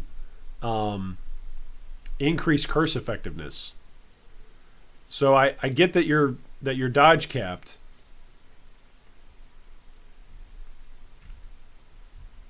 But I feel like you need to specialize a bit more. Like, for instance, if you're just relying on your dodge to stay alive, you don't really care about this HP. Like, just go full on dodge and stay really, hide behind every single object that you can. Throw your siphoning trap out and then hide. Some of the awkwardness here is that as you go into red maps, siphoning trap, if you're not blowing everything up immediately, that's fine. But siphoning trap, part of the power that's built into siphoning trap is the regeneration that you're getting back from it. So part of the tension here with your build is you're going with like a dodge build. So don't get hit, don't die. That's fine. But the tension then is for a regen build, you want to have as much life as possible so that way you're regenning a whole bunch of life and you can take a big hit and regen back up. So the fact that you're going with an avoidance-based build, just never get hit, it means that you're going to have a really thin spread out tree and you're going to have less of a pool to deal with, less of an HP pool to deal with, which means regenerating some of that HP pool is slightly less effective. You also could come up here and grab Heart of Ice. I mean, this is a whole bunch of increased cold damage. Again, these are two big damage wheels, Anthony, that are right there and available for you. Now you've made it to level 90. Like, looks like a build that you're enjoying. Looks like a build you're having a good time with. I hope you're enjoying it. But I think these megalomaniacs are not worth it. They're not providing you with enough life or with enough damage to be worth. Each of them is like, what, 3 to 4 passives? When you consider you could be buffing your curses and your curse effects and just making everything die that gets cursed. I feel like a lot of your build is pulling against itself. Like, this is good if you want to avoid attacks and avoid spells. That's good. But as you're pushing into red maps, as you're finding out, like, okay, I'm going to take another quick example here. Your Frostbite is on Blasphemy. This means that Frostbite is an aura, which means you need to be close to something. You need to be in proximity to something. I'm going to pull out paint here. I know how much you guys love my art skills. All right, so this is you. Okay, here's your witch. You're an occultist, so we're going to make you purple. So this is your witch. All right, where's the circle for a head? And you're a witch, so you gotta have a little witch hat, right? Ta-da! A little witch hat. All right, so this is your witch, and you're using, where is it? The scepters or the maces? Spine of the first claimant. Okay, it's really, really good for the amount of dot that it's giving you. Really, really good. So you're using 2 of these. 2 of these big maces. They're both good. They're both good. They're both good for your cold dot. Now, you've got, speaking of cold dot, you've got your trap, right? That is firing off right here. Right? And it's got like all these different hits that are going out, right? That are pulling from all these various minions. These are all, we're going to say these are the minions, right? These are all bad guys. Ta-da, ta-da, ta-da. You're hitting all these bad guys. Now, here's the problem. If you're playing defensively, if you're playing really defensively and staying back, so that way there's this large amount of distance in between you and the monsters, right? Here's your distance. This means that your curses, which are part of your inherent power of your character, are not getting to your opponent. The distance is too great.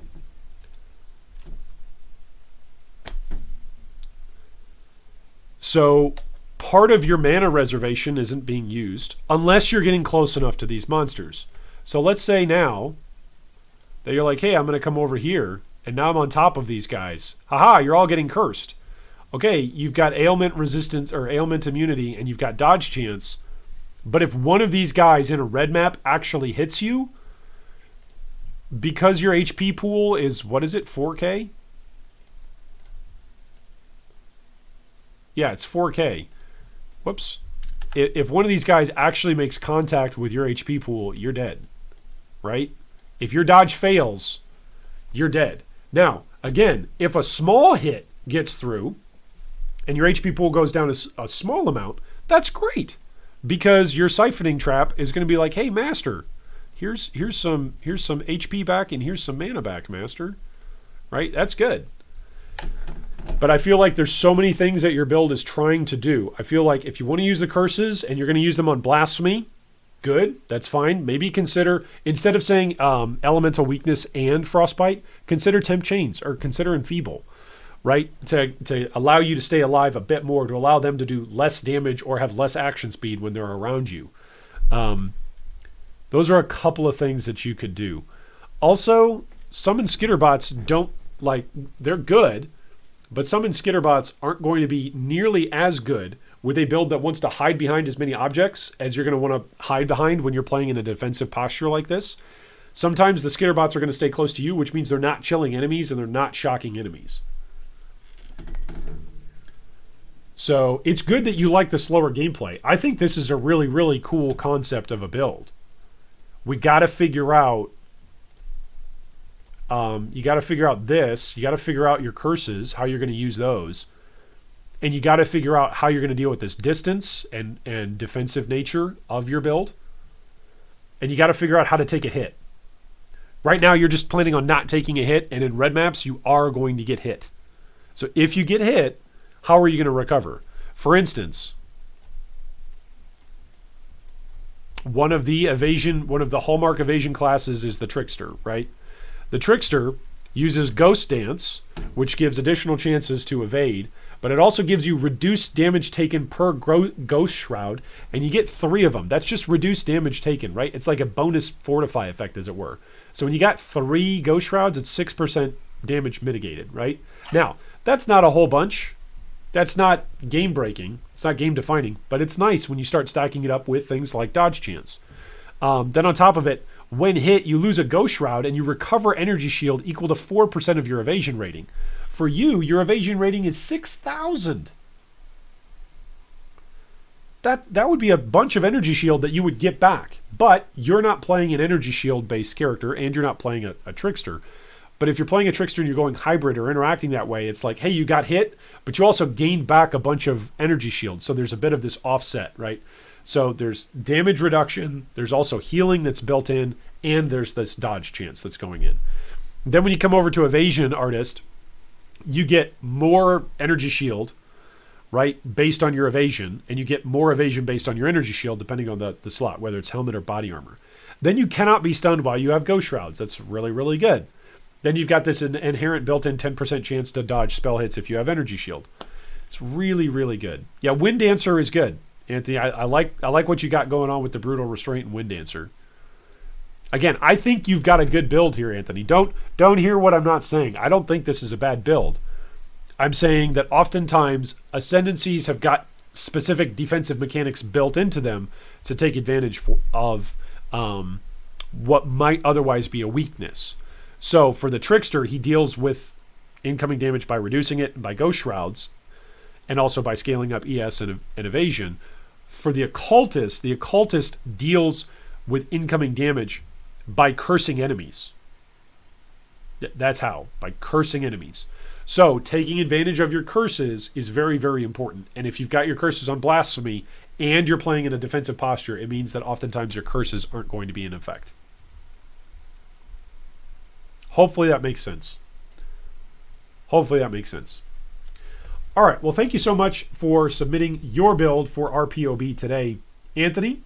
Today has been another wonderful, wonderful, fun day of Path of Exile. We killed Kitava today, ladies and gentlemen, which means our solo self-found hardcore character is now into maps. So I feel like that's an accomplishment in and of itself. I feel like we've done a lot this week. We have streamed for more than 15 hours this week, which I never thought I would do when we first launched this particular channel. So I'm very excited for that.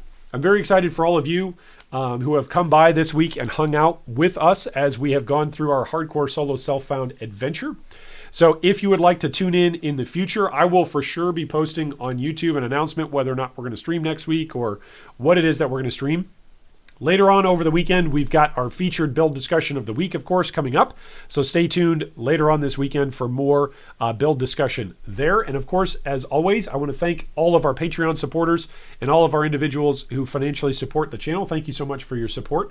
And I hope that wherever you are in today's world, I hope you guys are staying safe. Just like our hardcore character in Solo Self-Found, you too only have one life in this life. So I'm very thankful that you chose to spend some of your time that you've got in this life with us. Everybody say goodbye in chat. Make sure you wave and say goodbye as we sign off for the night. And I hope that today is a day when a mirror of Calandra will drop for you.